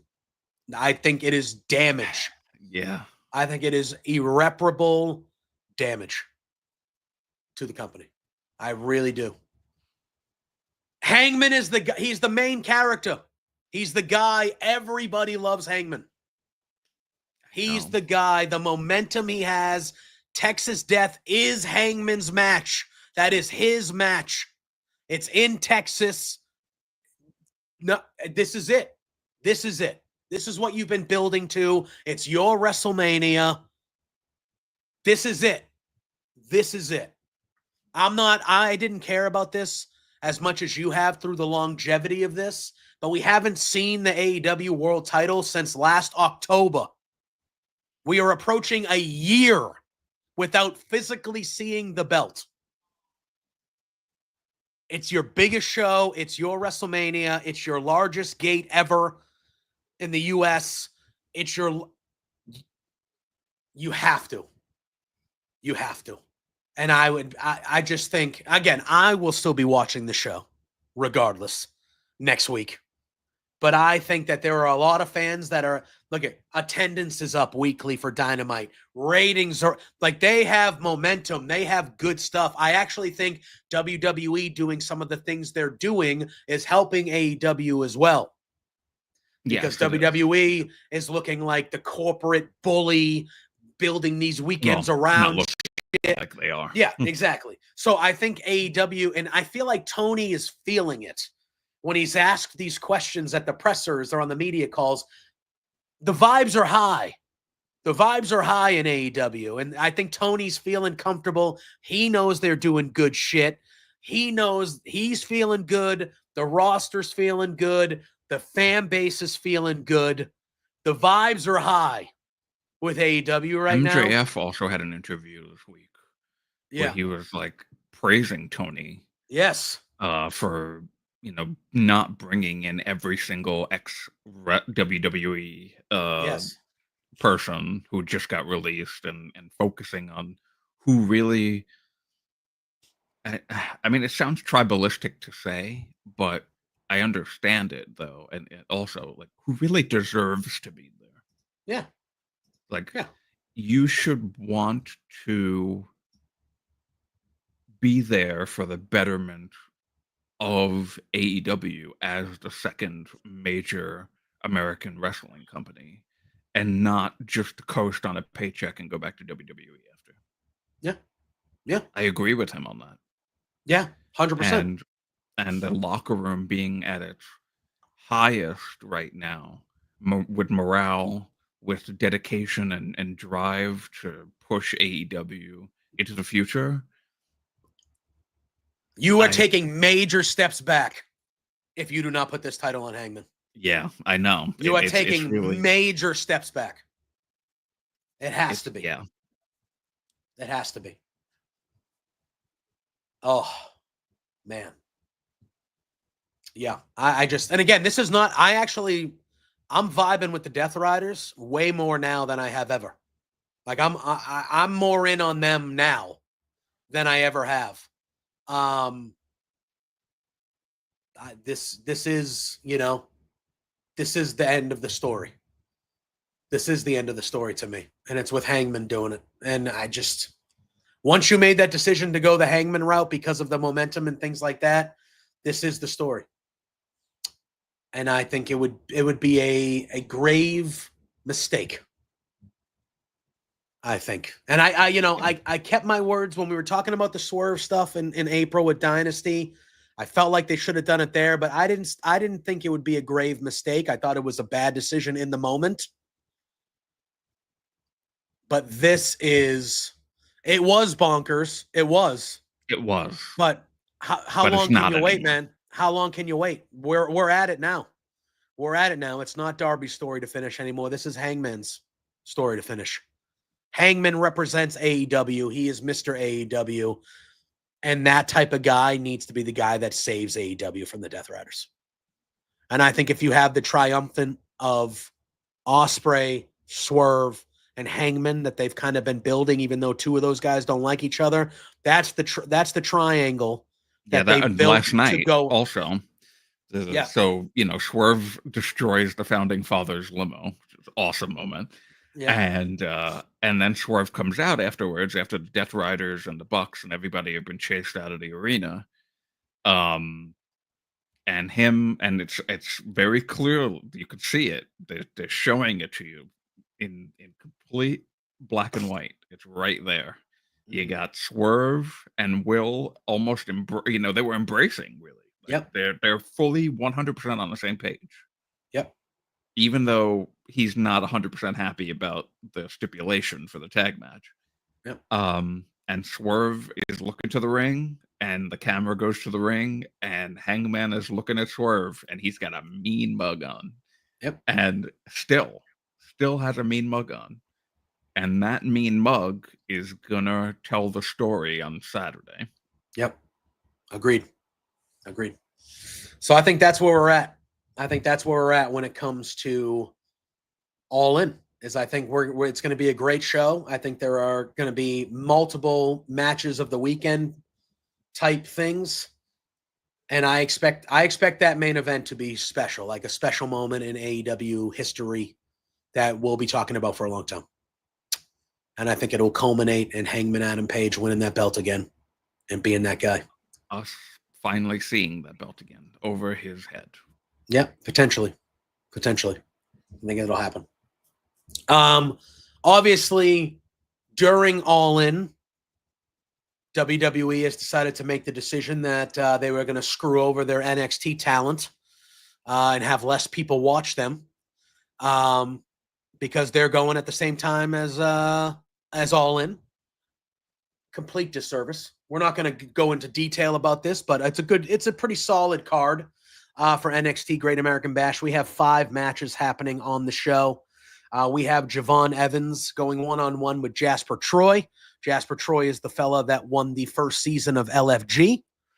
And he debuted on NXT. He fought Oba Femi for the world title very early on. One of his first matches was against Oba. And they had a good match, which Oba won, obviously. But I expect Jasper Troy to win this match against Javon Evans. I feel like he needs a signature win. And Javon Evans, to me, is kind of bulletproof in NXT. And Javon Evans is a guy that I think if you put him on SmackDown on the main roster, he's an immediate star. He's an immediate star that the kids and just everybody likes. So that's what I would go there. In the most intriguing matchup on the show for me, Johnny, appreciate you, fella. Good to see you as always. And we will see you next week when we're kind of talking about the fallout of All In and Dynamite. Hopefully we'll see you next week. Yeah. We have Ethan Page defending his NXT North American Championship in a Falls Count Anywhere match against Ricky Saints. This one, I think, is the hardest match to call on this show. I think it's the only match where it doesn't feel like there's going to be an easy victory. And I see the loser of this match going up to the main roster imminently. I think both these guys can go up to the main roster tomorrow. But I think the loser goes. And I'm actually going to pick Ricky Saints to beat Ethan Page and get the North American Championship back.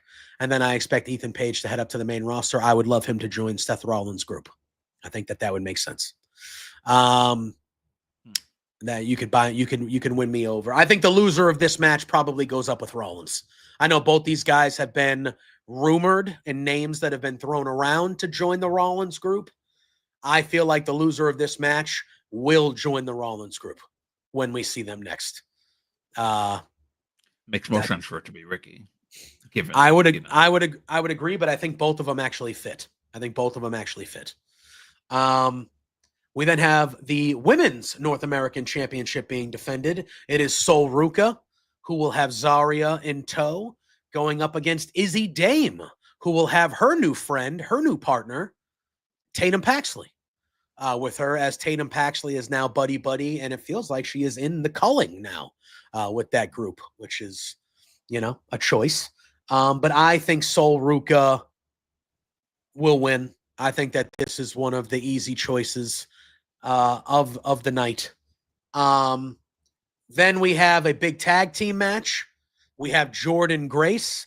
Sandy, I could see Izzy winning and kind of shocking everybody and kind of giving the culling a title. I could see that happening. I just think when I look at the betting odds, Sol Ruca is the biggest favorite on this show. And usually the betting odds lean a certain way for reasons. I'll leave it at that. But we then have a giant tag team match. We will see Jordan Grace teaming with their NXT debut, Blake Monroe, formerly Mariah May. And they will be taking on Fatal Influence, who will be JC Jane and Fallon Henley. Obviously, the next night, we will see Jordan Grace challenging JC Jane for that NXT women's title, which we will see. And we'll talk about when we talk about Evolution here in just a few minutes. But I think Jordan Grace and Blake Monroe win this match. You're going to make your person going for the title the next night look strong with the victory, and there's no way in hell that Blake Monroe is not winning her debut. And then we can kind of get into more of how this goes, because I don't think Blake Monroe is going to be as friendly with Jordan Grace as she is leading on to be in the future. But I expect Jordan and Blake Monroe to win. And then the world title match, we have Obafemi going against Yoshiki Inamura. This is Obafemi all day. I think the match will be good. This is two big guys. This is meaty men slapping meat. World title match, two baby faces. I could see Josh Briggs turning on Inamura at some point during this match, or I could see Obafemi winning straight up, and then maybe someone coming out to maybe get in Oba's face at the end of the show, maybe a TNA representative, maybe a debut or somebody returning. I could see something like that happening. But I feel like with this NXT PLE, they know they're going up against All In, so they kind of took it easy a little bit. I expect it to be a good show. It'll be solid, but they kind of took it easy a little bit because they know what they're going up against, which tells me maybe you shouldn't have just fucking done it. But who am I? Who am I? Bullies are going to be bullies. So there's that. Then after All In and Great American Bash, we have ourselves a Saturday night's main event. As of this moment, there are only 3 matches booked. I expect a 4th one to be added on SmackDown tomorrow, probably. Don't know what it could be, but I expect the 4th one to be added. But the 3 matches are, the first one is a big-time one-on-one match. It is Randy Orton going one-on-one with the newly returned, came back a couple weeks ago, Drew McIntyre. So for me, Drew, this is one of those matches where neither of these guys necessarily need a win because of who they are, but they both kind of need a win. Randy's lost. King of the Ring, he just lost. He's lost a lot of big matches. Drew just came back. Drew kind of needs a win. And I agree with what Sandy and Dan are saying in the chat. I think Drew McIntyre should win this match. Just kind of came back. And I could see Randy Randy keeps on losing. He lost King of the Ring. He loses this. He watches his boy Cody win the title back from Cena at SummerSlam. And then maybe Randy goes a little crazy and turns heel on his boy Cody. Maybe that's the way they go here. And that could be how we get the Cena babyface. Oh, I think they could. Well, listen, we'll get them when we get there. I think they could do a double turn in that match at SummerSlam with Cody and Cena, personally. I think you could do that. I think you could do that. Possible. Yeah, I feel you. I love that he does have "I'm bored at work." They made a shirt, the "I'm bored at work" shirt for Drew. They did. Yeah. That's so funny. Yeah. So, but yeah, so I lean Drew McIntyre here in the win. But yeah.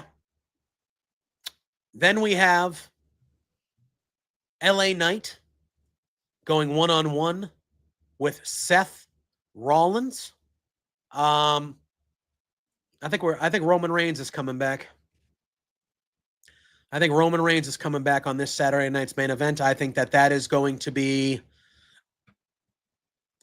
Listen, I don't want this to come off as a negative thing because it's not a negative thing. I think Evolution on Sunday is going to be a tremendous show. I think it's going to be a lot of fun. It's going to be more about the wrestling, and just the event and the specialness of the event. But I think the moment that WWE wants us to be talking about this weekend is Roman Reigns returning. And I think that we are getting Roman Reigns versus Seth Rollins at SummerSlam. I think that will be the match at SummerSlam. I don't think Roman is returning at SummerSlam like he normally does. I think 2 things are happening. Either Roman is coming out and costing Seth Rollins this match and LA Knight gets a big win, or I think Seth beats LA Knight and him and his goons are beating down LA Knight after the match and Roman comes out to make this save. Either way. No, the first one sounds way more like a Roman thing.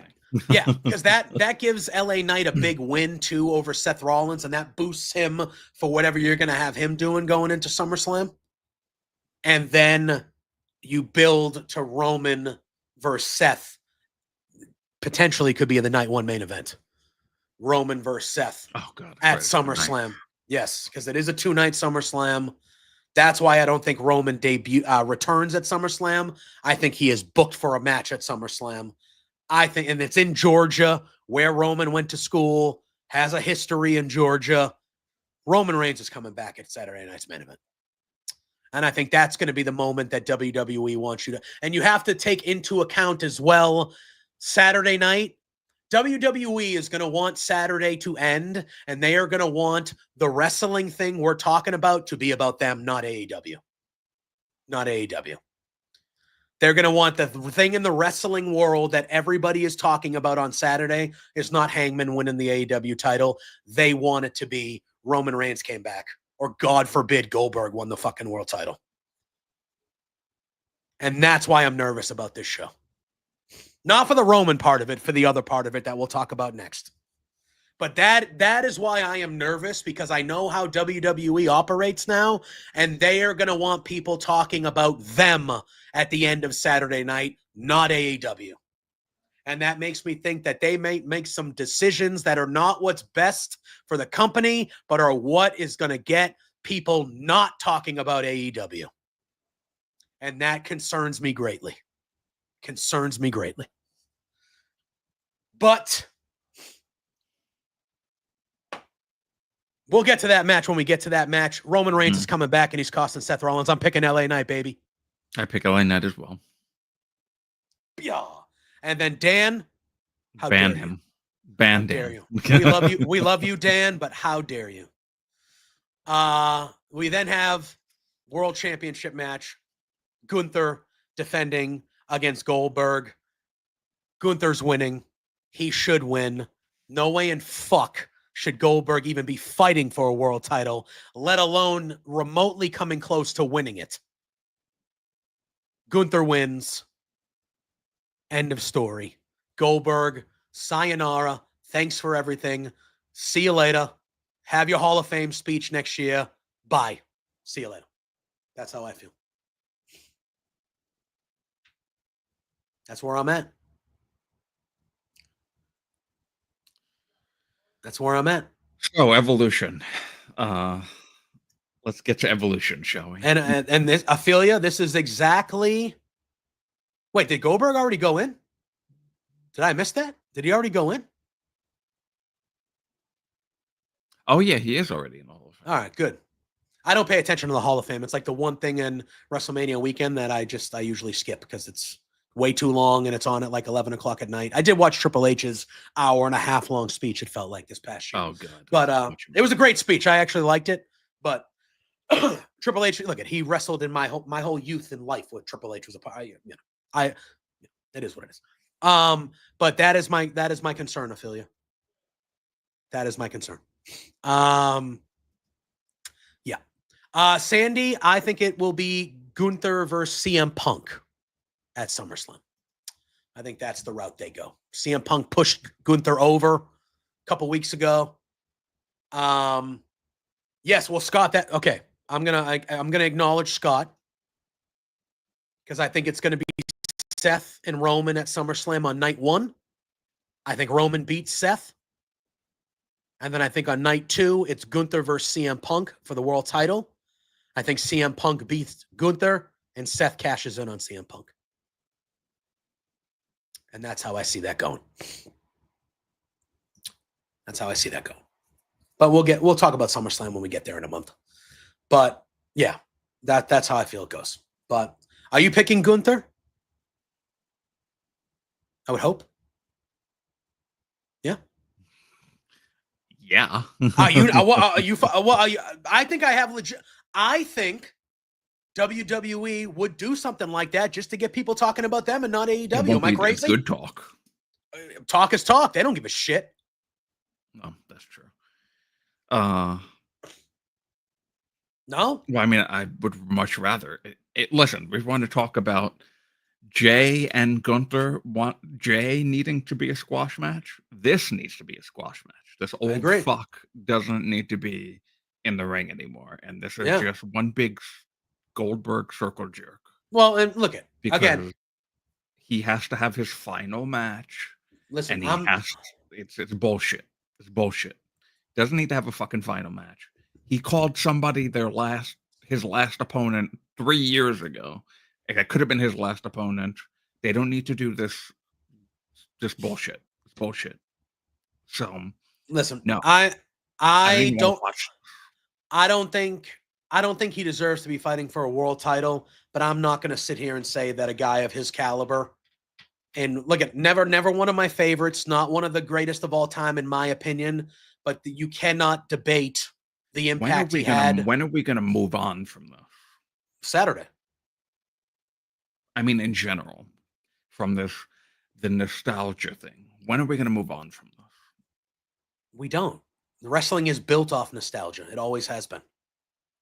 It's part of the It thing. doesn't have to be And match related. I You know, agree that's with what the the Hall Ophelia. of Fame is for. No, I agree with Ophelia. I think I don't mind a last match at all. If he feels like he can have one last match, a guy like that deserves a last match, regardless of whether he was one of my favorites or not. You want to have one last swan song, one last final match to have, you deserve that. I'm cool with that. It just doesn't have, and I'm even cool with it being against Gunther because they did that thing last year. I'm totally cool with that. It doesn't have to be, and it should not be for a world title. That is where I have problem. I don't have problem with the match happening now. It's a Saturday night's main event. Who gives a shit? Who gives a shit? It should not be for a world title. That's a joke that it's for a world title. The match happening, I don't have a problem with whatsoever. It's going to be 6 minutes. It'll be fine. It's going to be fine. But it should You won't be not saying be that for a if he title. wins the title. No, I won't be. But that we'll get there when we get there because that will not be good. But who knows? All right. Then we fast forward to Sunday evening. Actually, the I just thought culmination. of something. Yes. Goldberg wins. Seth Rollins cashes in Saturday night's main event. So he would wrestle earlier in the night, and then you make Roman and Seth for the title at SummerSlam. That And that's your night would one main be event, definitely. what gets talked about. Yeah, that could happen. Because I do think Naomi potentially could cash in at SummerSlam too, and I don't know if you do both cash in SummerSlam weekend. I feel like that would be a little too much. Because Jade is fighting for the world title at SummerSlam. I expect Naomi to cash in on Jade. That just makes perfect sense. Why would you not do that? Right, yeah. So are you going to have both cash-ins? SummerSlam? I know it's 2 nights, but are you going to have what? One night Rollins cashes in and the other night Naomi does? I mean, it'd be cool. That doesn't make sense. But it would be cool. Don't get me wrong. But like, you don't want that to seem like too much of a trope. I'm telling you exactly what's going to happen on Saturday night. Okay. Seth is going to Goldberg is going to win. Seth is going to cash in. Roman is going to return. That's potential. Those 3 things are going to happen in succession. I don't like Gunther winning the title back for a month to lose it to Goldberg. That to me, why I don't like it either. Why wouldn't you just have Goldberg? They need to upstage AEW in every way possible this weekend. So. I don't know. But Sunday night, the culmination of the weekend, and a show that I am very much looking forward to. We have Evolution. It is also from Atlanta, Georgia. Right now, we have a 7-match card. The build, it is what it is. It hasn't been spectacular. It's been pretty rough for the most part. It's been 2 weeks of a build. With the exception of one match, that triple threat for the IC title has been built wonderfully for months. That's the longest feud of the whole show. So besides that, everything else has been put together. They did not spend a ton of time building legitimate stories. But with that being said, the card itself looks very strong. I expect this to be a very good and fun show. 7 matches on the card. One of them will be a battle royal, and the winner will fight for a world championship at Clash in Paris. And right now, the announced participants so far, we have Stephanie Vaquer, Ivy Nile, Nia Jax, Nikki Bella, Natalia, Maxine Dupree, Kalani Jordan, Jada Parker, Lola Vice, Lash Legend, Izzy Dame, Tatum Paxley, Selena Vega, Julia, and Candice LeRae. So right now, those are the participants. I expect to see a couple legends involved here. I would love to see a couple TNA ladies involved here. Give me the Iconics. Give me the fucking Iconics. I would like to see. I do think we're going to get a good cast of ladies in this match. However, for me, this is Stephanie Vickers all day here to me. Yeah, It feels like she's the winner. She'll get her early world title match in Paris. I don't know if she'll win it, but I think Stephanie Vickers is the one who wins. And they kind of give her that early title match. They know I actually thought the best women's segment that they've done in this build happened on NXT on Tuesday. And that women's summit at the end of that show, they announced all the NXT participants in the Battle Royal.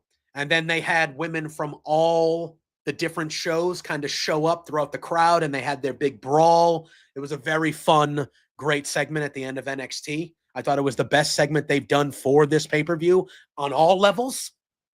But Stephanie Vickers showed up, and you would have that pop that she got in that small ass NXT room. It sounded like she was in an arena. That's how loud that fucking place got for Stephanie. Yeah, It's Stephanie. It's Stephanie. I think it's probably her winning. Yeah, I agree with Bonkers. If it's not Stephanie, it will be Nikki Bella, because obviously they had a bigger program planned for her that got kind of thrown to the side with Liv's terrible injury. I could see them giving Nikki Bella a one-off. But I'm still leaning Stephanie Vickers. I think it's Stephanie here. We're in agreement there, yeah? Yeah. Okay. All right. We then have ourselves, and I actually think this has an opportunity to be a sleeper match of the night. We have a fatal four-way tag team match for the WWE Women's Tag Team Championship. We have the Judgment Day, who is now Raquel Rodriguez and Roxanne Perez, who slid in for Liv. They are facing a representative from Raw, a representative from SmackDown, and a representative from NXT. SmackDown is Charlotte Flair and Alexa Bliss. NXT is Sol Ruka and Zarya. And then the Raw team, we just saw on Monday, the official reuniting of the Kabuki Warriors. It is Asuka and Kairi Sane. I think this match is going to be real good. I really do think this match is going to be real, real good. But I have the Judgment Day retaining. I think Raquel and Roxanne are going to hang on to those belts for a while to build towards the Liv return way down the road. But I think that is part of the story with Liv. So I have them winning. But I think that all four of these teams, I think this is going to be really good. I think this is going to be really good. I'm very intrigued by the Charlotte Alexa Bliss stuff. Very intrigued by it. I feel like Charlotte. Did you read the Players Tribune thing that she did, by the way? I actually did not. I would go out of your way to read it. I think you will feel differently about, and I'm not just saying this because I'm a pro Charlotte guy. That was some real talk in that article by her. And I thought that she looked as good as she has. She looked human, if that makes sense. Does that make sense when I say that? Well, I have to read it in order to know. But like, I think that article, to me, when you read that, I think that is going to humanize Charlotte Flair for a lot of people, that article. Because I feel like people look at Charlotte and they just go, oh, that's the corporate company. Everyone picks Charlotte to win everything. Charlotte, Charlotte, Charlotte. We all hate Charlotte. But if you read that Players Tribune, I think that humanizes her a lot. And she talked about how she feels, not only about her, but about women and how they're booked and how the company views them. She talked about the age thing. Like she was like, I'm younger than CM Punk. I'm younger than Randy. I'm younger than Cody. I'm younger than John. They don't talk about an age expiration when it comes to men. But for me, I'm already being talked about like I'm close to over the hill. And she kind of dove in and she talked about how women are booked. I know you're not the biggest Charlotte person, Drew. If you got 15 minutes, read it. It was very good. It was very good. Right. And I think it might change the way you think of her a little bit. But I'm intrigued with this in Alexa Bliss because Alexa Bliss has been trying to get with Charlotte in the back. They've been trying to, for a little bit. And Charlotte is on the Undertaker podcast this week as well. I've seen a couple clips and Charlotte's like funny in it. And I'm sitting here and I'm going, is this like, because if Charlotte is like this Charlotte, I think it could actually work as a babyface if she was like just this. The clips that I've seen on the Yes, Undertaker show. if she was normal and the company wasn't obsessed with her last name, that Yes. would be nice. Yeah. Yes. That's just how I view it. I want to. So hopefully you read the article and then maybe we can reassess this next week with Charlotte. I don't. They're not winning this match. I think the Judgment Day are retaining, but I don't know. I think we're starting to see in real life, which I think could bleed into the character and bleed into TV. I think we're starting to see Charlotte maybe changing as a person, really, and kind of being a little more fun and chill and real. And I think that would do wonders for her. Because really, I think the hate with Charlotte, it doesn't really come about from who she is as a person a lot. It just comes from how we think she is as a person because of how she's booked. And I think if we started to see more of who she is as a person, I think that would help her on screen. I think that would help her personally. So, but either way, I think Raquel and Roxanne are retaining. Yeah, it doesn't make sense for anyone else to win. Yeah. Because I do agree that telling the stories right now with Roxanne and Liv, and eventually that's going to blow up, and they don't really care about women's tags. This is just for Evolution.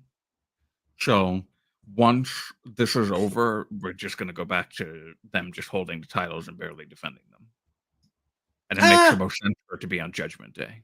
Because I did really like the segment backstage on Raw where Finn is shining all the titles. I thought that was Liv, we miss. And then he took that picture with all of them. Liv, we miss you.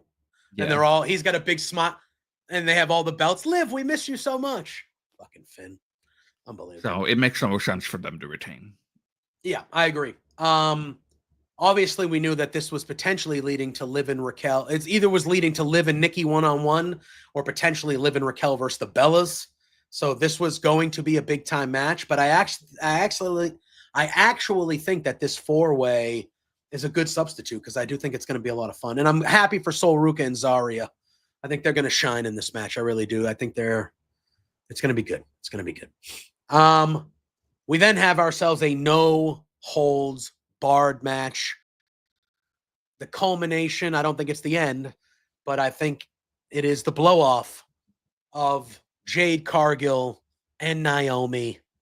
One-on-one, no-holds-barred. These two ladies are going to beat the crap out of each other. I expect this to be very violent with the history of these two. And I expect Jade Cargill to win this match because she's fighting for the championship at SummerSlam in a month. She will get the win to look strong, and I do expect Naomi to foil her championship plans. Foil? I don't know. Her championship plans at SummerSlam, but I think Jade is the victor here, Drew. How about you? Yeah, that makes the most sense because there will be a cash-in at SummerSlam. If it's not Seth, it's definitely going to be Naomi when Jade wins the title. Yeah. I agree. I agree. We then have a singles match for the WWE Women's Championship. So we saw last week on SmackDown, Tiffany Stratton came out and she said, hey, like Io Sky over on Raw, I have been given the blessing to choose my challenger for Evolution. And she kind of went off script and she said, I have a lot of respect for this person. We actually teamed up earlier this year at Elimination Chamber when they were in Toronto. And she chooses Trish Stratus. So we have Tiffany Stratton versus Trish Stratus for the WWE Women's Championship match. Obviously, not a ton of build when it comes to this match. However, this should be a good little match. Get a legend like Trish going, one last title match probably in her career. But I expect Tiffany Stratton to retain here. I would be shocked if Trish Stratus all of a sudden was the WWE Women's Champion. And I don't think Naomi will be cashing in on either of these titles at Evolution. It would be fun, but I don't think she will be because I think she will be taken out by Jade earlier in the evening in that match. But I see Tiffany. I see, I think this match will be a good match. I think Trish can still go. She still looks like $1 million. I expect this to be pretty good. I hope it's good because Tiffany's title reign has not been the greatest. I hope this is a good match. No, not her fault by any means. The booking has been atrocious. But the Charlotte stuff. Yeah, yes, but I think that was memorable for the wrong reasons, sadly. But yeah, I think Tiffany wins. She is a better heel, Sandy. I agree with you. I think Tiffany is a much better heel than a babyface. But yeah, I expect Tiffany to retain in what should be a good match between these two. And I think this will be good for Trish. Then we move forward. Singles match, NXT Women's Championship. We will see these two fight at Great American Bash in a tag team match the night prior or the afternoon prior. But it is JC Jane defending against the number one contender, Jordynne Grace. Okay. So Jordynne Grace. I have nothing to say about this, really. Because not my forte. I expect Jordynne Grace to win this match. And then I think. Didn't JC just win? She did.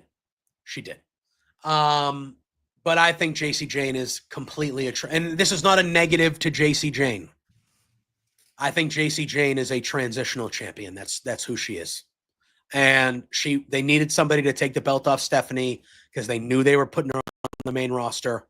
JC Jane had been there a long time. It was a swerve. She's just, she's been a good player down there for a long time. Kind of give her some rub, hold the belt. I think Jordynne wins it, and then I think Blake Monroe is going to turn on Jordynne very soon. And then I think Blake Monroe will take that title from Jordynne. I don't think Jordynne holds it long. I think Blake Monroe will then be the NXT champion. She will run the NXT women's division for a little bit, and Jordynne Grace makes her way to the main roster. That's kind of how I see this going. I feel like, I know you don't watch the show, but they Blake Monroe and her.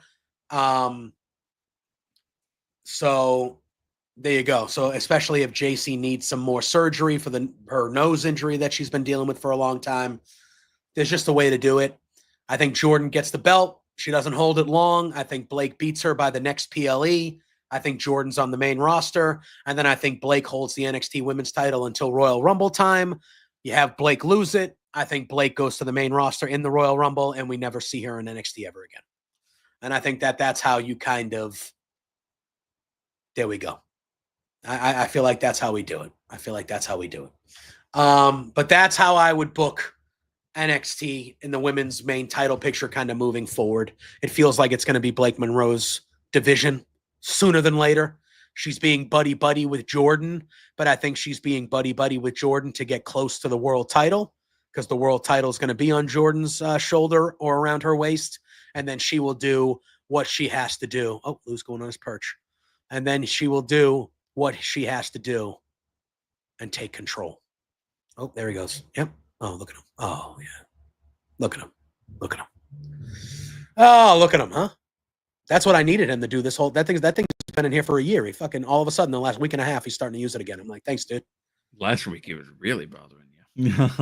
But that's what I want him to do. I want him to be in here and chill with me, but like, yeah, bro, relax. Come get your pets when you need them. And then relax, But I think that's what happens here. And then... what is my main event of this show? Yes, the winner does face Masha at Slammiversary. So I think Jordynne Grace going back to TNA for a last match on TNA pay-per-view as the NXT champion against Masha Slamovich. I think that's the way they do it. I think that's the way they probably do it. Because I don't think JC Jane's winning. So...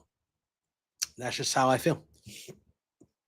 I think that's an easy way to give Jordynne Grace one last TNA thing. She gets her kind of swan song, wins that match, leaves, and then that's how you go for that. But this triple threat match for the Women's Intercontinental Championship, this is my match of the show. This is my WWE match of the weekend. I think this will be the best match on this show. I think that this has been the best story they've been telling in all of WWE for the last few months. The segment on Raw was incredible. Incredible. Just everything they've done about this has been just chef's kiss. I'll let you go first because I know I've been kind of doing my picks and sending them your way. But triple threat, all three involved. I do think that this is not over here. I think that we do get something at SummerSlam with either the three of them again or two of the three. So who do you think is leaving Evolution as the IC title? As the IC champ, I should say. I think Becky is retaining. I agree. But man, that's not up for this. It's been such a beautifully told story between the three of them for the last month. They are, like Bailey kind of revealing a little bit that she doesn't want a friend right now, and that hurting Lyra, and Lyra then feeling justified in what she's been doing, and Becky just instigating everything and being the pot stirrer. I think that was a great segment. Absolutely great.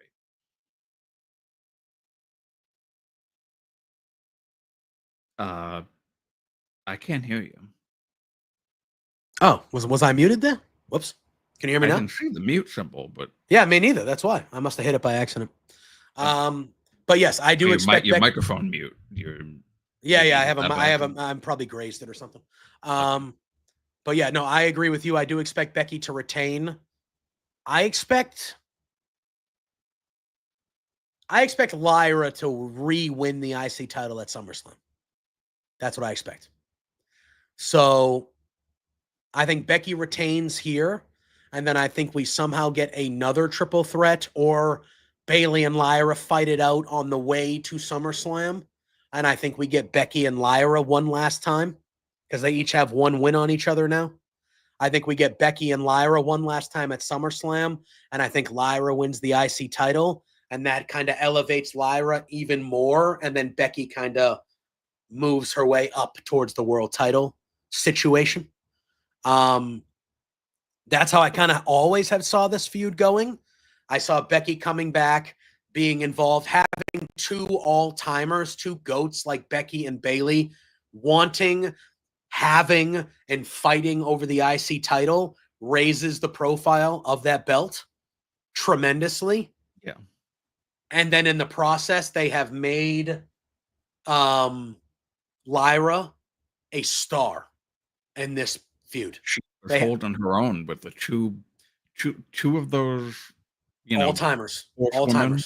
Yeah. The all-timers, the GOATs of this division for the past 10 years now. And she's standing there. She belongs.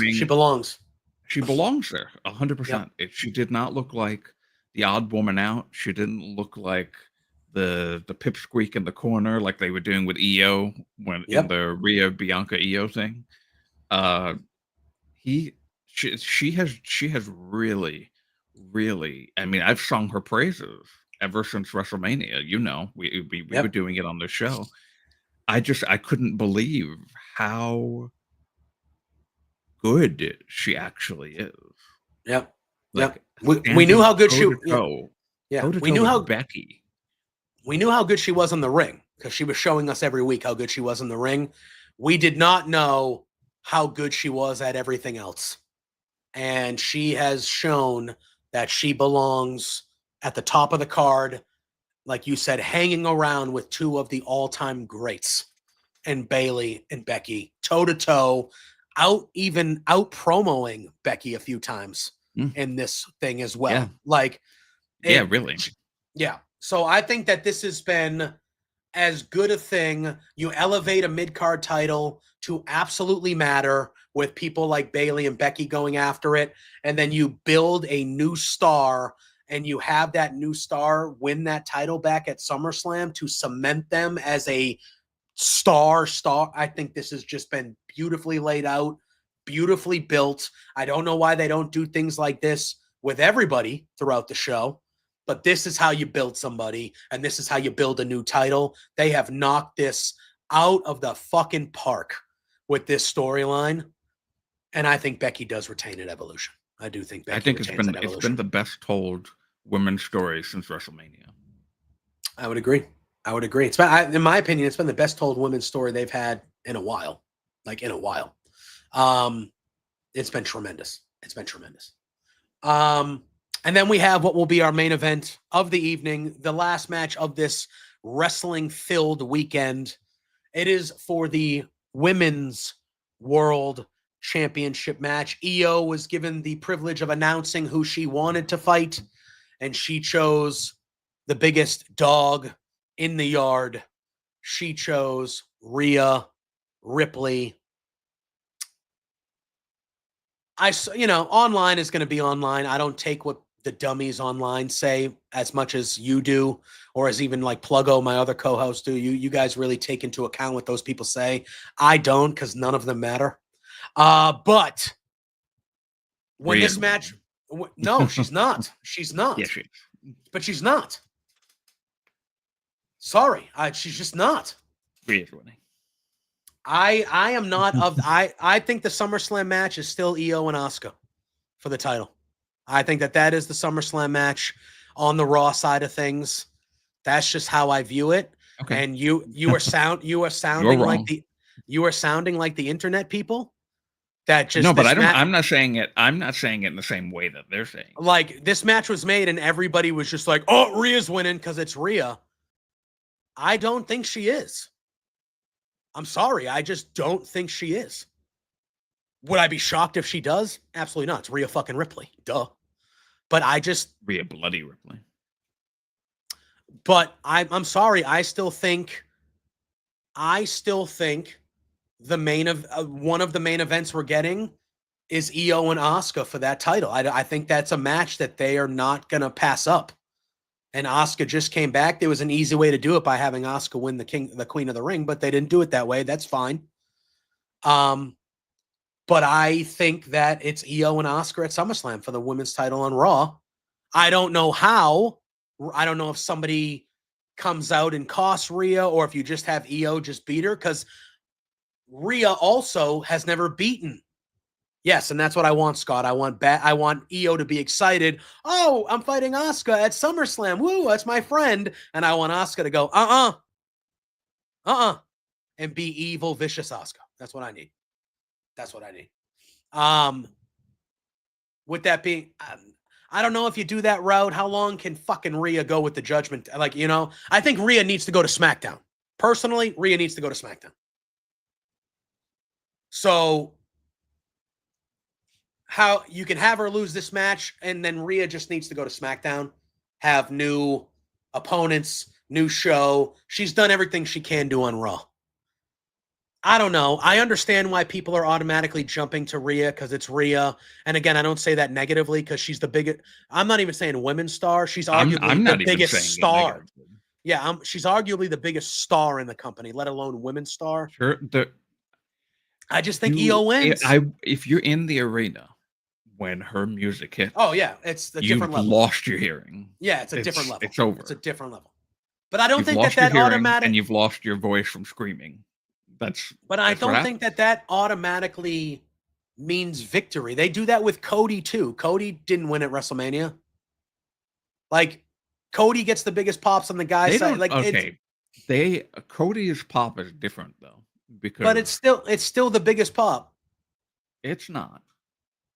On the men. Well, it's the biggest whoa, but it's not the biggest pop and sustained pop the way that Rhea's is. Well, yeah, they're not the same. I don't know. Rhea did openly say that she was done with Judgment Day, and that probably was her mistake saying that. I don't know. Just a part of me thinks that it's not just an automatic check mark that Rhea's winning. I don't operate that way when I think about how things go. And I felt like everybody just automatically was like, Rhea's going to win. And I just don't I don't see it that way. I don't see it that way. I think Io retains. I do. Is that official, Bonkers? I don't think they're going to have any women on Saturday night's main event because of Evolution. Personally. I think that there are going to be no women's matches on Saturday night's main event at all because they're doing Evolution. There's not. I don't know if they're. Well, they were going to add a fourth. I guess they could still build a match on SmackDown. Well, I thought they were going to add a fourth match to Saturday night's main event, but it seems like Solo and Jimmy is officially just been added. For the U.S. title? Is it for the belt, I assume? Well, we know who's winning that match. Yeah, 100%. Look it. I picked Solo. I picked Solo to win that damn belt at Clash of Champions, or Night of Champions, whatever the fuck they call it. I picked him to win that. I thought that was the best match on the show. I'm not saying it negatively. I'm just saying that, All right, well, at least Tonga and all the JC Mateo, they're all going to be in Solo Sikoa's side. So. Yeah. Well, at least we disagree on this one because you're going with Rhea, and I'm picking Io. So. If Rhea wins, if Rhea wins, who's Rhea fighting at SummerSlam for the title? She can fight Nikki Bella. She could fight. Would it be Stephanie? Stephanie? No, because that's Clash in Paris. No, that's Clash in Paris. That wouldn't be SummerSlam. Who would Rhea fight? She could fight Io again, I guess you could do, but I don't know if you would run it back. Okay, but if Asuka's going for a world title at SummerSlam. The match is her and Io. It's not her and Rhea. Why? Because her and Io, that's... What? What do you mean, why? Jade has to fight... Jade is fighting... She has to fight for the SmackDown title, Fernando. It was the Queen and King of the Ring 1, and they fight the champion of their brand. And Jade is on SmackDown. 2 SmackDown people won the King and Queen in the Ring, because Cody is technically SmackDown as well. So the SmackDown roster won both King and Queen of the Ring. So that took care of the SmackDown champions at SummerSlam. So the Raw champions, both the men and the women, we need to actually build to their matches at SummerSlam. And don't get me wrong, Rhea and Asuka would be a match that I would love to see. But Asuka and Io is the match that has a history with their Japanese and American history.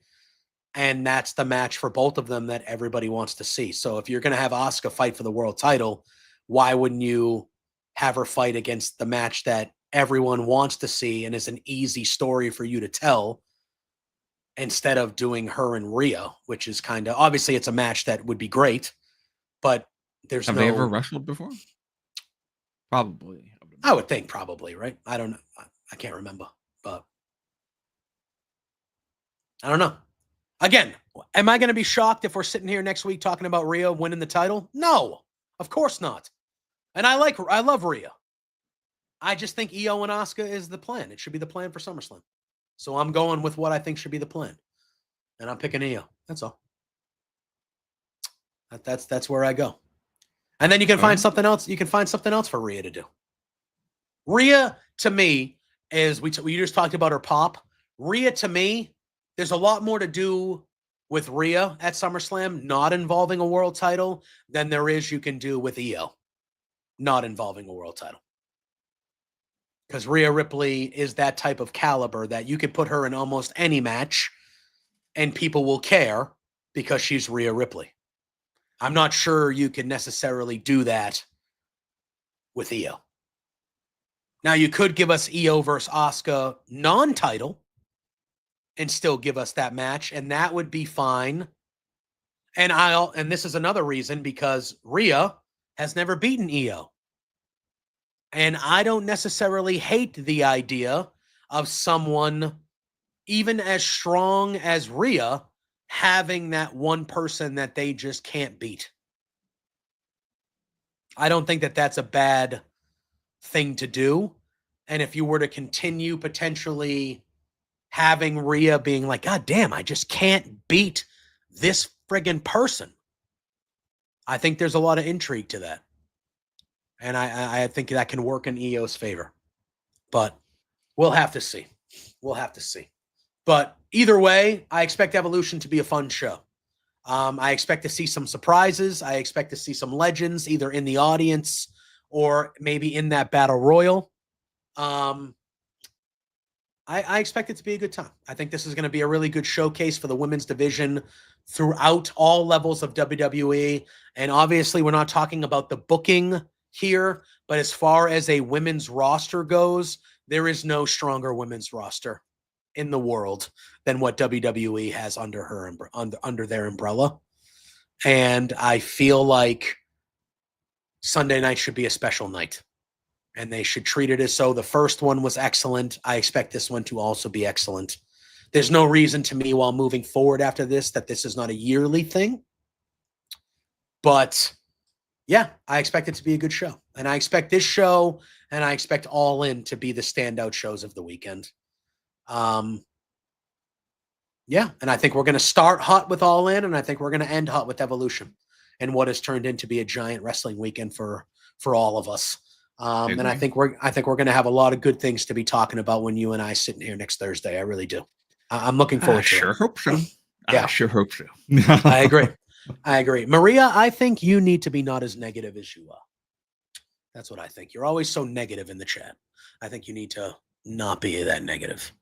But regardless of that, I mean, she's not necessarily wrong, though. She's not necessarily wrong, but I'm looking at this card and I'm okay with it.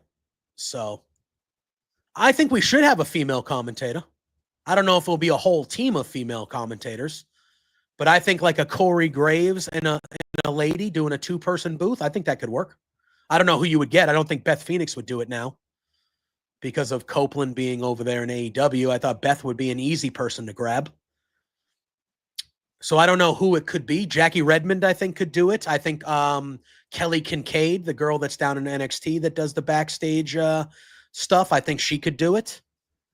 I think Lita could do it. She has a history of doing some commentary. I think Lita would be very cool, especially if Trish is wrestling. I think that, which we know she is. I think Lita doing it would be fun. But I think there should be a woman represented. I would do an all-woman. Kathy Kelly as well could be another one. I would do an all-woman pre-show panel. I would have it be like Kathy Kelly, maybe a woman's wrestler that's not booked, or like a woman's veteran that, like a Big E type, but on the ladies' side of things. And then I would do Kathy Kelly, and I literally just mentioned her. What the hell? Jackie Redmond. Jackie Redmond, yeah. Yes. I would do an all-woman pre-show and post-show panel, and I would at least have a woman at the booth on a 2-person, Corey and a woman. Or if you want to do 2 women, I'm cool with that too. But I think Corey Graves leading the charge with a lady as the 2, and then just have a 2-person booth, I think that would be killer. I think Corey Graves and Lita would be badass, to be honest. Yeah. I think that would be badass. Yeah. Maria, that is a whole nother topic that we've talked about at length. I think WWE shouldn't have any fucking shows this weekend. Personally. Yeah, and they threw 2. 2 extra. Saturday night's main event, I think, was already planned. I mean, it wasn't planned 9 months ago when All In was fucking planned. No. Right. But that's also an NBC thing. So yeah. And look, All In's in the afternoon, and it's been booked in the afternoon since it was announced a year ago. You want to do Saturday night's main event after All In on Saturday night? I have no fucking problem doing that. I have no problem doing that. I wouldn't be upset. But when you throw Evolution in there to water that down, you put NXT right at the same time as All In, you're being pieces of shit. You're being pieces of shit. And it's the second time they've done it already. They're doing it again. Not too far from now. It's bullshit. And like when you think about it and you look at it, do you know how much shit is going on in Atlanta this weekend? You have the WWE presence of it, which we know. Mm-hmm. Sunday night, at the same time Evolution is happening, Beyonce, only one of the biggest musical acts in the fucking world, I don't particularly like her, but she's fucking ridiculous. Like, she's one of 3 of the biggest musical people on earth. She's having a concert right across the street. The MLB All-Star Game is in Atlanta. So they're going to be having all their fucking people there. God, I would not want to be in Atlanta this weekend. Like, it That's is a the nightmare. most crowded fucking weekend in Atlanta of all time. It's just, and Maria, I'll agree with you there. It's just, you couldn't have picked a weekend where your talent can shine and there's no other shit going on. There's no other shit going on. Maria, that's your opinion. I don't even think she's close. But that's your opinion. You have to have, again, this is subjective. You have to make good music to be the GOAT. But that's, it is what it is. I respect her and her stature. We'll put it that way. And Destiny's Child all day. I will not say a negative word about Destiny's Child. Let me tell you, legends. Beyonce on her own, she's had like 2 good songs. 2 good songs. That's a stretch. Nope. No, it's not. That. No, it really hasn't. She's had about 2 legitimately good songs. She is just at that level where even what if she song? comes out, Tell me what song. Put a ring on it, whatever the fuck that one is. Okay. And then there was the other one that was really popular. Crazy in Love. Yes. Yes. Yes. Those are legitimately bangers. Beyonce is at a level to me, and again, I don't listen to that type of music, so obviously it is what it is. But Beyonce is at a level to me where she has so much fandom that even if she comes out with bad music, nobody says she comes out with bad music. Everything she creates is the greatest fucking thing on earth. That's the level that Beyonce is at. That's how she is treated. That's how she is treated. Every time she comes out with an album, it's the best. It's the best album of all time. Sure, you don't do it with wrestling, but you let people do it to you with Beyonce. No, I hear her songs and I'm like, yeah, that's okay. I think there's better. I think Chappell Roan is better than her. I think Dua Lipa is better than her. At least I enjoy their music more. I'm talking strict music here. I'm not talking about stature or quality of person. Beyonce is a queen. I'm not sitting here telling you that Beyonce is not a queen. She is. She's royalty, basically. I'm talking strictly music-wise. Her music is not the best. It's not even close. But she's at that stature that everybody just kind of, no matter what she does, everyone just treats her as such. I think of the same of Taylor Swift. Taylor Swift comes out with new music and I go, eh. But Taylor Swift is treated like everything she comes out with is the greatest fucking piece of music that's ever been released. And I think Beyonce is the same way. And I hear both of them and I go, all right, yeah, okay. Yeah, okay. No? I mean, I like multiple songs of both of those women. Yeah, it's fine. Would I say they're GOAT? Listen. I mean... Listen. They're both treated like they're even higher than GOAT status. That's how they're treated, both of them. But everything is subjective. Exactly. Which is why I'm not hating on anybody that likes Beyonce or thinks she's the GOAT. I'm just telling you, I don't. So I'm going to be honest with you. I probably haven't heard a new Beyonce song in a decade. So doesn't she do country now? Isn't that like what she is now? Well, there haven't been, honestly, that many. Well, didn't she win like a ton of Grammys within the last couple of years because she did a country album and all the white people were pissed? That's just recently. Yeah, that's what I'm saying. So she has new music. I feel like I just haven't heard any of it. I don't know. And I actually haven't heard it either, to be honest with you. I don't like country music as a whole.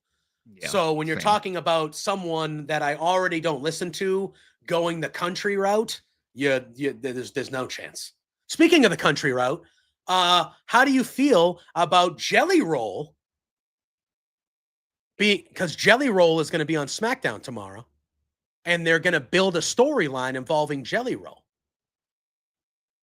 So I'm so happy that he is getting a storyline while Carmelo Hayes is sitting in fucking catering. Kiss my ass. Probably end up facing Carmelo Hayes. Yeah. Kiss my ass. And that again, I don't listen to him. Whatever. But I'm glad we can book and make room for storylines involving celebrities that nobody gives a shit about.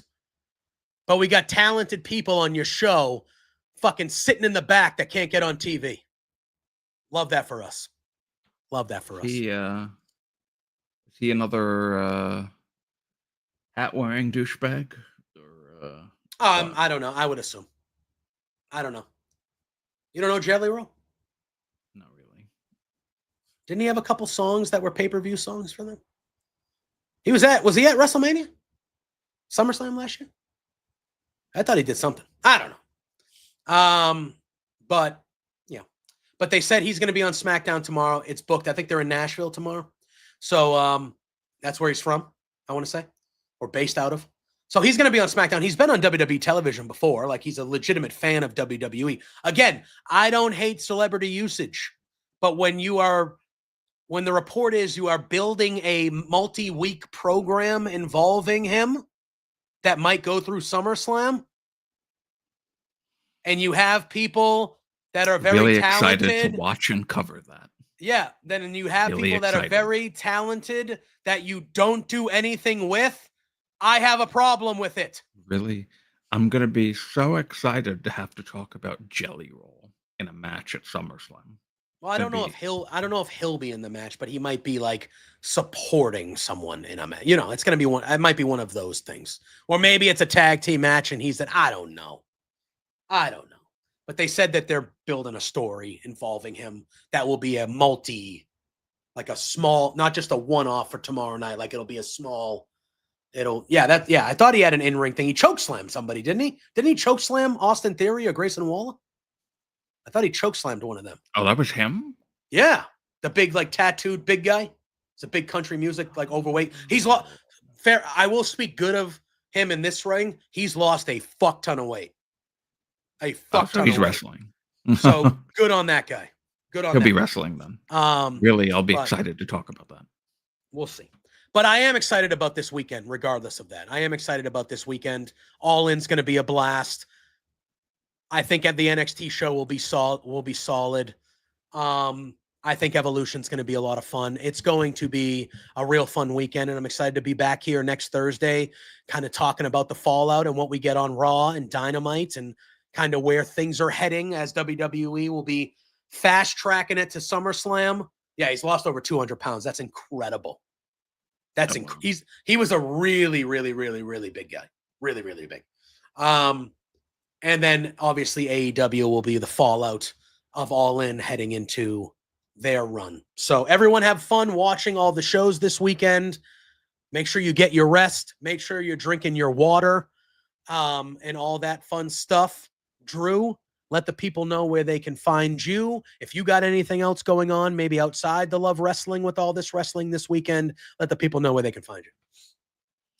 I don't actually. You can just follow me at the Drew Nicholas, and you can see how much I'm going to be enjoying things and hating things as well. Yes. Love having a co-host who doesn't like professional wrestling. But you can find me, JPJ Loves Gaming, on all social media platforms. If you are watching All In, if you are watching Evolution, and you want to watch along with some friends, or you just want to chill and talk to other people, our buddy, Josh Robinson, him and this little group, we've started a thing called The Hive, which if you haven't already followed, do us a favor. It's the Hive_media on almost all social media platforms. Go give us some love. We do a lot of fun stuff over there. We will be doing a watch along to All In on Saturday. We'll have NXT up as well and keeping tabs on that, but the focus will be All In, and that will be Josh Robinson and myself. And then on Sunday evening, we will be doing a watch along for Evolution, and that will be Josh, myself, our pal Peggy, making her Hive on-screen debut, and then another one of our Hive members, Stu, making his on-screen Hive debut. So if you want to watch with some friends, come over to the Hive and watch us. Tonight, we have Between Two Beards. We will be talking more about this packed weekend of wrestling. We have Stephanie Hypes on the show. Scott, I don't think it matters how many people tell him to. He barely watches he barely watches wrestling, I feel like, at this point. So, and my life is better off for him. So. Do I need to find a new host? Because now I'm actually starting to get annoyed. So, just let me know. Let me know. Yeah. We'll be, what the hell was I talking about before you pissed me off? You were talking about Between Two Beards. Between Two Beards. That will be a show. That will be a show where both of us actually enjoy wrestling. So the vibe might be a little different than here. I thought I at least gave off an appearance that I enjoy wrestling. But Kind of. And when you just repeatedly tell our viewers how much you hate having to watch wrestling, probably does a disservice to the show. I didn't say that I hate watching wrestling. Just letting you know, it probably doesn't make the viewers excited to hear what I you don't have want to to say. watch or give a shit about Jelly Roll or Goldberg. Well, okay, but that's fair. That's fair. But you didn't phrase it. I hate wrestling. You didn't phrase it that way, my friend. You didn't phrase it that way, my friend. You literally just said, oh, yeah, you can follow me there and watch how much I hate things this weekend. That's what you said. But I said how much I love things also. Okay. I didn't just say hate. I hope there'll be some love on there. Because we are on Love Wrestling, for fuck's sake. This whole channel was built. That should be on a t-shirt. We are on Love Wrestling, for fuck's sake. This whole channel was built on being positive about pro wrestling, Drew. Being critiquing, but being positive about love. I can only be positive about what I can actually bear. If I can't bear Goldberg, I ain't going to be positive about him. I mean, I'm not a huge Goldberg guy, but I'm not negative about it. If he wins, that'll be a different story. But, But yes, Between Two Beards, we have Stephanie Hypes. We were originally supposed to have Riccacino and Stephanie Hypes both joining us, but Collision is actually tonight, and Rick covers Collision. So exactly, Asian Joe said it. It's constructive criticism, Drew. That's all this is. It's constructive criticism. That's all. So Rick will not be joining us tonight, so we're planning on getting Rick back on the show very, very soon. So as of right now, it'll just be our girl Stephanie Hypes joining us and talking this weekend. Spencer's real last name is Love. That is a real thing. Spencer Love is his real last name. That is a shoot name, brother.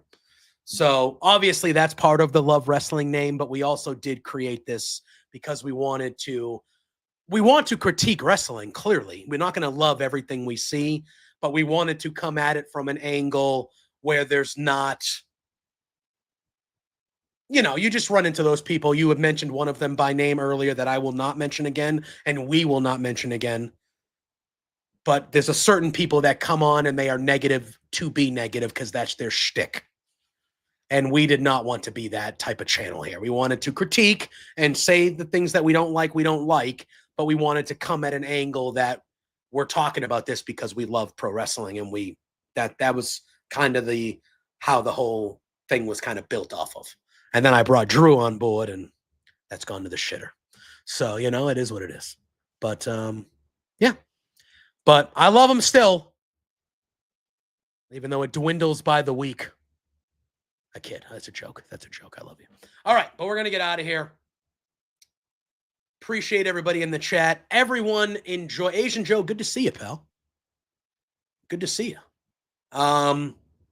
Appreciate everyone in the chat hanging out, talking, all the good stuff with us. Enjoy the wrestling of the weekend. It should be a good time. There's a little bit of something for everybody, no matter what you like. And it should be a good time this weekend. Drew and I will be back next Thursday morning, 9 a.m. to talk about it all with you guys again. I will see you a little bit later for the flagship here. Beards tonight.